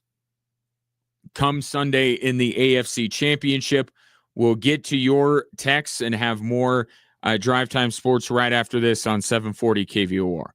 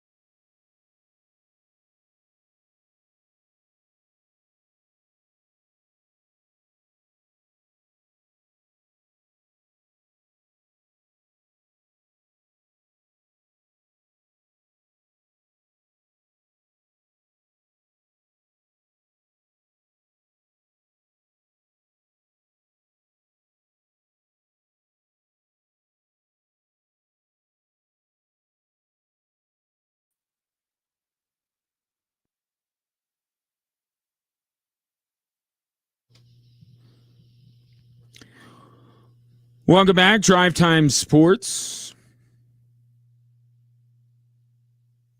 Nuggets currently up on the Washington Wizards. This is a Jonas Valanciunas revenge game, after all. Valanciunas playing for Washington one time. 13-10 Nuggets with 5:46 to go in quarter number one. You can hear that game on Extra Sports 1300. We continue on 740 KVOR discussing the AFC Championship. Of course, much more tomorrow on the game. It went so well last week, getting predictions in on a Thursday. So let's continue on with that. You can submit your thoughts on the live stream of the show as well at 740 KVR or at Extra Sports 1300 on your favorite social media platform. And when you do, I can do what I'm doing right now with Bobby. Bobby on Facebook says, Stiddy knows Peyton's system very well. Like he says, just watch. And then adds, getting J.K. Dobbins back is going to help enormously. And I think it will. Now, I don't know that I fully agree with the watch out sentiment that Sean Payton had the other day. I would expect nothing less from Sean Payton. But the J.K. Dobbins thing, I just think my basis for picking the Denver Broncos on Sunday is that I think Sean Payton will craft a game plan that accentuates the strengths of Jared Stidham. This is not a guy that he is unfamiliar with, that just arrived in Denver. He's been in the system longer than Bo Nix. I think Sean Payton is going to be able to make Jared Stidham look good, to put it, not to diminish the talent that Jared Stidham has, but I think Sean Payton's going to have the right game plan for him. But I also think, and this is kind of more the reason why I'm taking the Denver Broncos on Sunday, I think the players around Jared Stidham are going to rally. And I think they're going to, in many ways, elevate their game. The defense going against a quarterback that, as Chris Price, Boston Globe writer, pointed out, the biggest weakness of Drake May is him turning the ball over. This Broncos defense has improved greatly in that category. I think they're going to be able to turn Drake May over. And to Bobby's point about getting J.K. Dobbins back, the run game is going to be vitally important, really, for both teams. I said this yesterday, so much talk about the quarterbacks, and there always is. Let's not forget about the running backs, because I think the success or lack thereof of these two teams' rushing attack is going to go a long way in deciding this football game. I like what I've seen from R.J. Harvey, getting J.K. Dobbins back, even a lesser version, right? Because you got to temper expectation for a guy just coming off of IR and not having played. But if it's a situation that R.J. Harvey's the feature back and J.K. Dobbins is the second guy, flipping those roles, I think that J.K. Dobbins can carve out a nice little game for himself. But I think it has to, the running game, regardless of whether J.K. Dobbins is back or not, running game has to be there for the Denver Broncos. And I thought they were successful to a point against Buffalo. I just don't think they leaned into it as much as maybe they should have. And I would hope, if I'm a Broncos fan, that they learn that and lean into it a little bit more against New England, because I think it's going to be crucial, I should say, vitally important to their success on Sunday. So bring in producer Ray Dominguez. Nuggets now leading at 19-13 with under 5 minutes to go in the first quarter against the Wizards. What have we got on the text line? From the 719. You doing okay, bud? Yeah, just I'm not used to talking this much on the air. You're literally losing your voice. I am. Oh, Please do not file a complaint with HR that I'm making you speak. From the 719, if the Broncos win, it's going to be a 21 or less. It has to be 21 or less with New England. One big swing play will dictate the wins, in my opinion. I do predict 2 turnovers. Broncos grind out a low-scoring game, and then we head to Santa Clara. The book is written, and history repeats itself. It's happening. Kyle. What, history beating the Patriots? I think so. Yeah, and I think Kyle's right to say, there's a world where it's a low-scoring game, but there is still some explosive plays, some big plays in this game. People think low-scoring game and it's like 3 yards and a cloud of dust. No, I think that at some point in the game, Jared Stidham's going to have to make a big throw. Yeah. I just think it would be best if that was like going into the half or to start the game or, after, New England got some momentum in the third quarter. I don't, if it comes down to Jared Stidham, going John Elway or Joe Montana or Bo Nix for that matter. Right. I don't, if it's New England's up with 2 minutes to go, the Broncos have the ball and they need a touchdown. I don't think that Jared Stidham's going to be able to come through for him. You know who I think a lot of people aren't talking about and I think needs to have a big game? Is Cortland Sutton. I was going to say Evan Ingram. Okay. No, not Evan Ingram, because I have said from the outset that Evan Ingram was never going to be a prolific receiving tight end for the Denver Broncos. That's not what a joker does, first and foremost. Anyway, Cortland Sutton, I think you're spot on. Continue. Yeah, I just think last week he had a couple of big plays, but then he dropped a big catch that would have helped the Broncos out. And even before that, he didn't have many targets. Especially we don't know what's happening with Pat Bryant, and we don't know what the other receivers are, if they are coming back. So I think Cortland needs to step up if he wants to lead this team. And I'll say this about Jared Stidham and really any backup quarterback that is being thrust into this situation. The best thing for you to do is to find your best weapon and throw him the football or give him the football, right? Mac Jones had a lot of success because he kept going to George Kittle and Christian McCaffrey. I think you're spot on, because I think that Jared Stidham would be wise to look Cortland Sutton's way. And Bo Nix used to do that like all the time. Like Cortland Sutton was his crutch. He wouldn't throw it to anybody else. Right. And now Bo Nix has started to be more of an equal opportunity passer. Sometimes to his detriment. Sometimes it's just best to get the ball to Cortland Sutton. But I think Jared Stidham is smart enough to know, hey, Cortland Sutton's my best bet to make plays in this game. I'm going to try and find him. Now, to one of the points Chris Price brought up, that New England has 2 really good corners. Yes, they do. 2 really good corners. So it's going to have to be those 50-50 balls. Cortland, go up and get it. Yes. Because the idea that any of these Broncos receivers are going to be able to separate in order for a big play, I don't see that happening as much. I could see Mims breaking away once or twice. That was, you brought up Mims. That was another thing that just because the news cycle just gave us so much from that game. I had said last week, Marvin Mims should be a thing against Buffalo, and I thought he was at times. Certainly was at times. What am I talking about?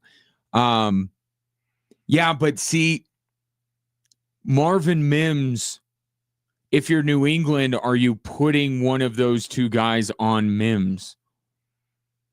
I mean, there's no one else to really put Who? Jordan Humphrey, little Jordan Humphrey? Are you? Yeah. I just think it's But like you, Marvin Mims, you put a nickel corner on him. Mhm. Like that's the best way to do it. And look, here's the chess match between Sean Payton and Mike Vrabel. Sean Payton when he utilizes Marvin Mims, will move him around. Yep. To try and get the right matchup that he wants. So yeah, I think your point is well founded. Marvin Mims certainly has that ability, but you're talking about how important Cortland Sutton is. I don't think Marvin Mims can be in this game the best, most reliable wide receiver. I think to your point, I think this has to be when you're going to Jared Stidham, it has to be what's your bread and butter. And your bread and butter is running the football. Right. And your bread and butter is third down, find Cortland Sutton. I was going to say, if J.K. Dobbins is back, which we're all hoping for, the wild card, use him, and then do you use, because Harvey has been shown his way as a receiver. Mm-hmm. So can they use both backs at the same time? I don't. At the same time on the field? That's not really how Sean Payton rolls. No. But you're saying utilize them both throughout the game? Yeah. Yeah. I think so. And I think Marvin Mims will have a part to play. I think J.K. Dobbins and certainly R.J. Harvey will. But to your point, these are the games, as corny as it sounds, as cliche as it sounds, your best players got to be your best players. Cortland Sutton is one of the Broncos' best players on offense. He's a Pro Bowler. He needs to play like it on Sunday. Absolutely. Yeah, and the offensive line needs to really hold up for Jared Stidham to get the time. That I don't have as much doubt about as I would Cortland Sutton, because to your point, Cortland Sutton can kind of fade in and out of the game, and that would be one of the things that would worry me if I'm a Broncos fan. Look, New England's a really good defense. They're going to be able to get to Jared Stidham sometimes, but I think that the Broncos, I think maybe at the end of the day, we're sitting, or at the beginning of the day, come Monday, I think we're going to be giving the Broncos offensive line their flowers for the way they protected Jared Stidham in this game, for the way they opened up running lanes. Because, I mean, you saw the film from that game. There were some wide open holes for the running backs to go through. The offensive line of the Denver Broncos was terrific against Buffalo, and I think we are talking on Monday as long as nobody suffers a broken ankle at the end of the game and all this stuff. I think we are talking about the offensive line and the job they did against New England's defense. So are you saying these teams are really evenly matched? I do think so. So could it come down to special teams? I mean, it could. Yeah. Could we? I've talked about Jared Stidham, driving down the field and scoring. Can he get 15 yards and set up Will Lutz for a game-winning field goal? I think that's more within the realm of possibility. Field position, I mean, it's going to be a factor. I don't think it's the ultimate factor. I think if I were to put one thing above all else, I think it's the Broncos offensive line's ability to protect Jared Stidham. Because the one thing that we have seen from Jared Stidham that's not a plus is the amount of sacks that he has taken in a Broncos uniform. Albeit a small sample size, but that's all we're going on, good, bad, and indifferent. So I think it's the offensive line, but I think it's the Broncos defense creating turnovers. Yes. I think if they create turnovers, that's going to be what ultimately decides this game. But you're right. These teams are very evenly matched. But I think even in special teams, they're evenly matched. And I think another point that goes to your point when you were talking to Mr. Price, Riley Moss needs to try and not get penalized. The defensive penalties cannot stack up. Oh, 100%. Yeah, 100%. But he's always good for one either you cringe or the flag is thrown. Right. Like either one, like, ooh, Like, or it ends it's up always being at like the most crucial time. it was against Buffalo. Yeah. Right. Yeah. That was now.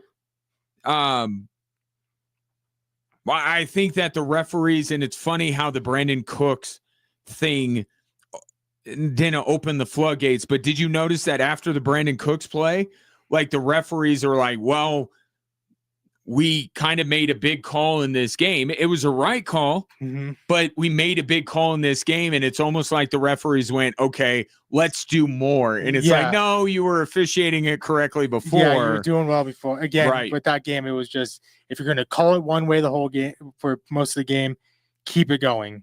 Don't do that in the most critical times. Yeah, Riley Mott, but you and I were talking about this earlier. Riley Moss perpetually would worry me if I'm a Denver Broncos fan. But the idea of him covering either Puka Nacua or Devontae Adams in the Super Bowl, it would send shivers down my spine if I'm a Broncos fan. And it would be and it would be Devontae Adams. Mm-hmm. You know, we've talked about the Devontae Adams and Pat Surtain matchups over the years. Surtain on Nacua, if we're starting to talk about a potential Super Bowl matchup, and this would be the case for New England as well. You know, you have Christian Gonzalez, and is he going to match up on Puka Nacua? Mm-hmm. And then you would have, or Jackson Smith and Jigba, for that matter. I don't want to diminish Seattle's opportunity to win this game because I think they very well could. I guess I should probably, I think the Rams are going to beat Seattle. Are you picking the Rams or are you picking Seattle? I'm picking Seattle. You are. Yeah. I think they are overall the best team. Yeah, I was going to say they're a more complete team. Yeah. Than I would LA, agree with that. And they're in Seattle, playoff atmosphere. That's hard.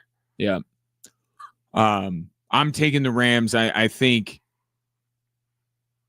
the way that they're a very different team than they were the last time they were the last time they went to a Super Bowl. Yeah. They're not wildly different than they were last year, but they are a lot different, and they're more physical. They're more defensive oriented. And I think the idea here, and we've seen it throughout the season with the Rams competing in the NFC West with both Seattle and San Francisco. I think it's the idea of, we'll play this, potentially low scoring, grinded out physical game. And then when we need it, we know we have the best quarterback on the field. You have basically, in my opinion, the MVP of the league. Right. And you have number 9. It's exactly what happened with the Carolina game. You left too much time on that clock for number 9. Yep. So, I think that's kind of how the Rams are built. Yep. And I'm going to end the experience thing. I know Sean Payton calls it one of his myths. Playoff experience. That's nonsense. Playoff experience matters. Doing it at this level on this stage matters. Is it the be all end all? No, but it matters. And the Rams have that over the Seattle Seahawks. And I think that does play a little bit into it, but ultimately Stafford, trust him, McVay, and then Jared versus Fisk, these guys to get after Sam Darnold a little bit. Maybe not make him see ghosts. I was going to say. But would you put McVay in the conversation? For Coach of the Year? No, because the Rams, to sound like Dennis Green, the Rams were exactly who I thought they were. Okay.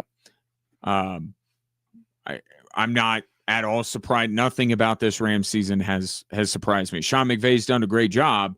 But especially with this list, the list that we had, again, Ben Johnson, Mike McDonald, Liam Cohen, help me out. So Shanahan, Kyle Shanahan, and there's one more. Oh, okay, I got to go. We go down one more time.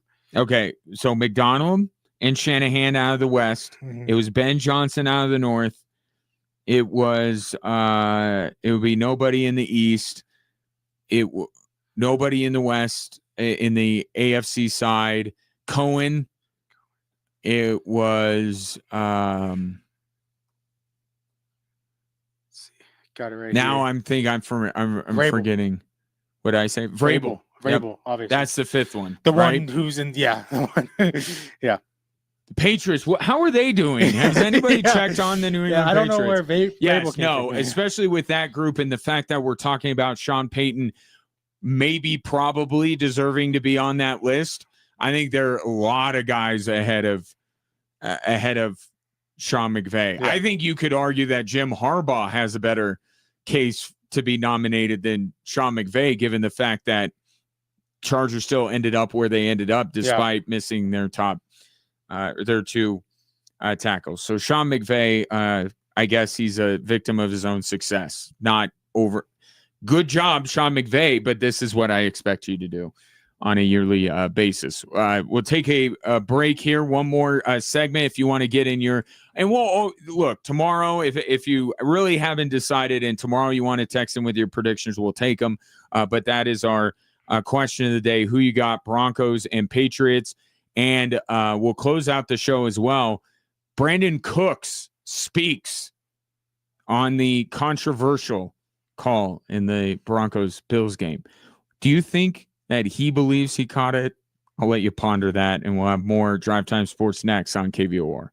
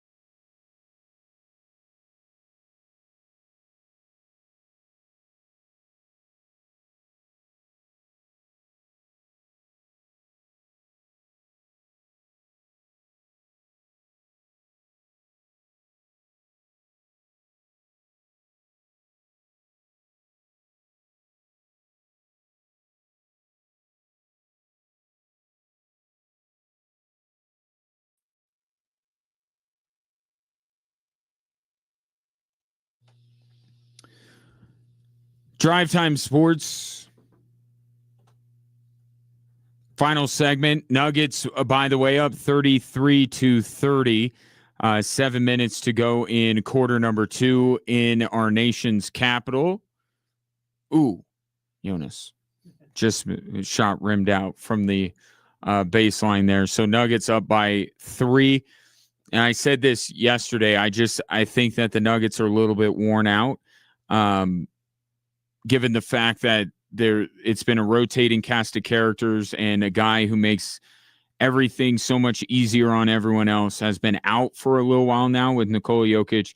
This is a team that just watching them, and Ray and I are watching them in the studio right now. They look a little bit. They do look a little bit worn out, don't they? Well, yeah. When you go from I'm not getting many minutes to you have to be the starting, or the 6th man for the next however or so games, you're going to get tired, and especially off a road trip that they just had. So, yeah.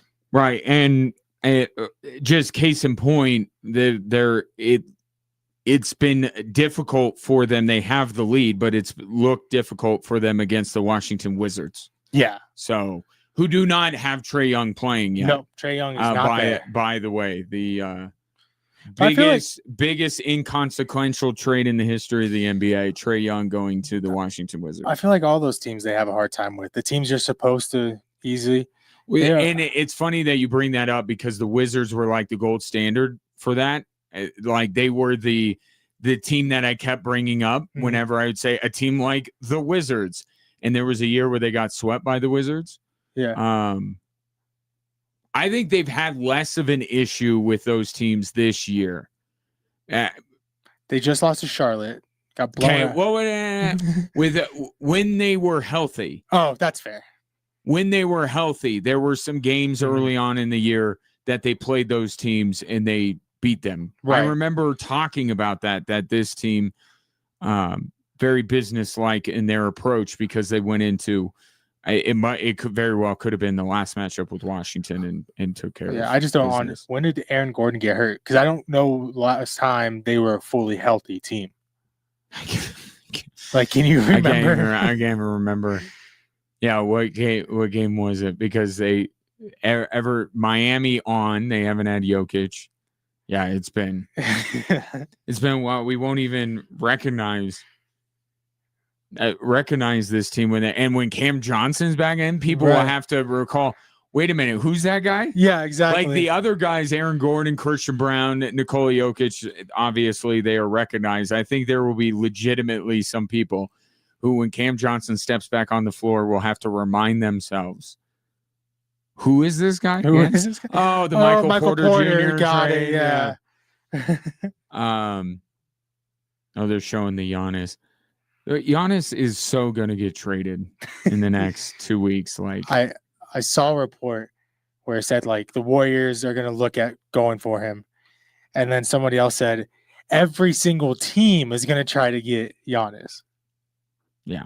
Like why? That's the reality. It's like, well, the other one I constantly go back to in the same vein is, teams are talking about it's literally what they do. And you and I love to pull up Trade Machine and try every once in a while and try to figure out a way where the Denver Nuggets can get Luka Doncic. You don't think that actual GMs are doing this kind of stuff themselves? Everybody is. And I think it was a report from Brian Windhorst today that further solidified all of this, that either you're angling for Giannis and figuring out what you can offer, or you're getting ready for the ripple effect of a Giannis trade and what guy you could get that maybe you're not in the Giannis sweepstakes, but there's going to be a guy, there maybe a third team's going to be involved, or somebody's going to get bought out, or there will be maybe Milwaukee makes another move on top of dealing Giannis, or somebody else wants to make a move to answer. Like, there's so many ripple effects that go along with a trade of this magnitude. You even kind of saw it with the league reacting to Luka. I mean, some of the moves that were made, I think, had a little bit to do with Luka going to the LA Lakers, although I think most people recognize that the Lakers roster outside of him is incredibly flawed. You got 3 weeks, and I think that's the trade deadline. 2 weeks. 2 weeks till the NBA trade deadline. Guess what the Denver Nuggets need? Nothing. Do they need anything? Are you going to do the Chris Paul thing again? I'm not going to do the Chris Paul thing again. Do you want Lonzo? Yes. You want Lonzo? Yes. Did you see that the Ball brothers? So I think that was on ESPN last night. When I was out to dinner and stuff last night, I saw, or when I was going to the Air Force game, the Cavs and Charlotte were coming on, and they were interviewing both Ball brothers. Yeah. Didn't Lonzo LaMelo go like 1 of 13 from the field, and Lonzo was a DMP CD? It was the matchup of the Ball brothers, and one of them didn't play, and the other one you wouldn't even notice that he was out there. I don't know. I just think they need a backup shot creator. I like Jalen Pickett. Shot creator. So you're off the ball handler thing? They just need a little bit of both, I guess. But someone who can. I like Jalen Pickett, but sometimes he's a small guy, and he tries to play bully ball a lot. And I don't. Well, because he reminds you of Andre Miller, right? When he played for the Denver Nuggets, like that was the comp of him coming out of Penn State was Andre Miller. I just feel like they're one piece, and I feel like Lonzo Ball. That's the name. If he gets bought out, because he's not. Do you have to get bought out? Yeah, that's true. I don't. And do you want to get? What do you want? And if you say Zeke Naji, I'm going to jump across the table. If we had to give up something, then you can have Zeke Naji. You get Zeke Naji and maybe Hunter Tyson. How about that guy, Peyton Watson? Would you give up Peyton? Not Lonzo, right? Would you give up Peyton Watson? It would have to get something significant, a shot creator. Man, he's killing it this year. No, it would have to be something hasn't significant. He shown the ability to be a bit of a shot creator? Yeah, that just someone who, when Jokic is on the bench, you don't need to rely on him to get you a shot, and someone that when Jamal Murray goes off, I'm confident in you. Jalen Pickett, he's inconsistent a little bit to me. He's had some big games, big moments. However, I just feel like they're another maybe veteran away. I think the storyline for the Denver Nuggets going into the trade deadline is, would they trade Peyton Watson to save Spencer Jones? Right. I mean, Spencer Jones is a few games away from needing a guarantee. I don't think that they will. I think this is all off-season stuff for the Denver So you think Nuggets, Spencer Jones is done? Unfortunately? No, they can keep. I think Peyton Watson is ultimately gone, but we'll find out. No, I'm saying for the after the few games. Talk to you tomorrow.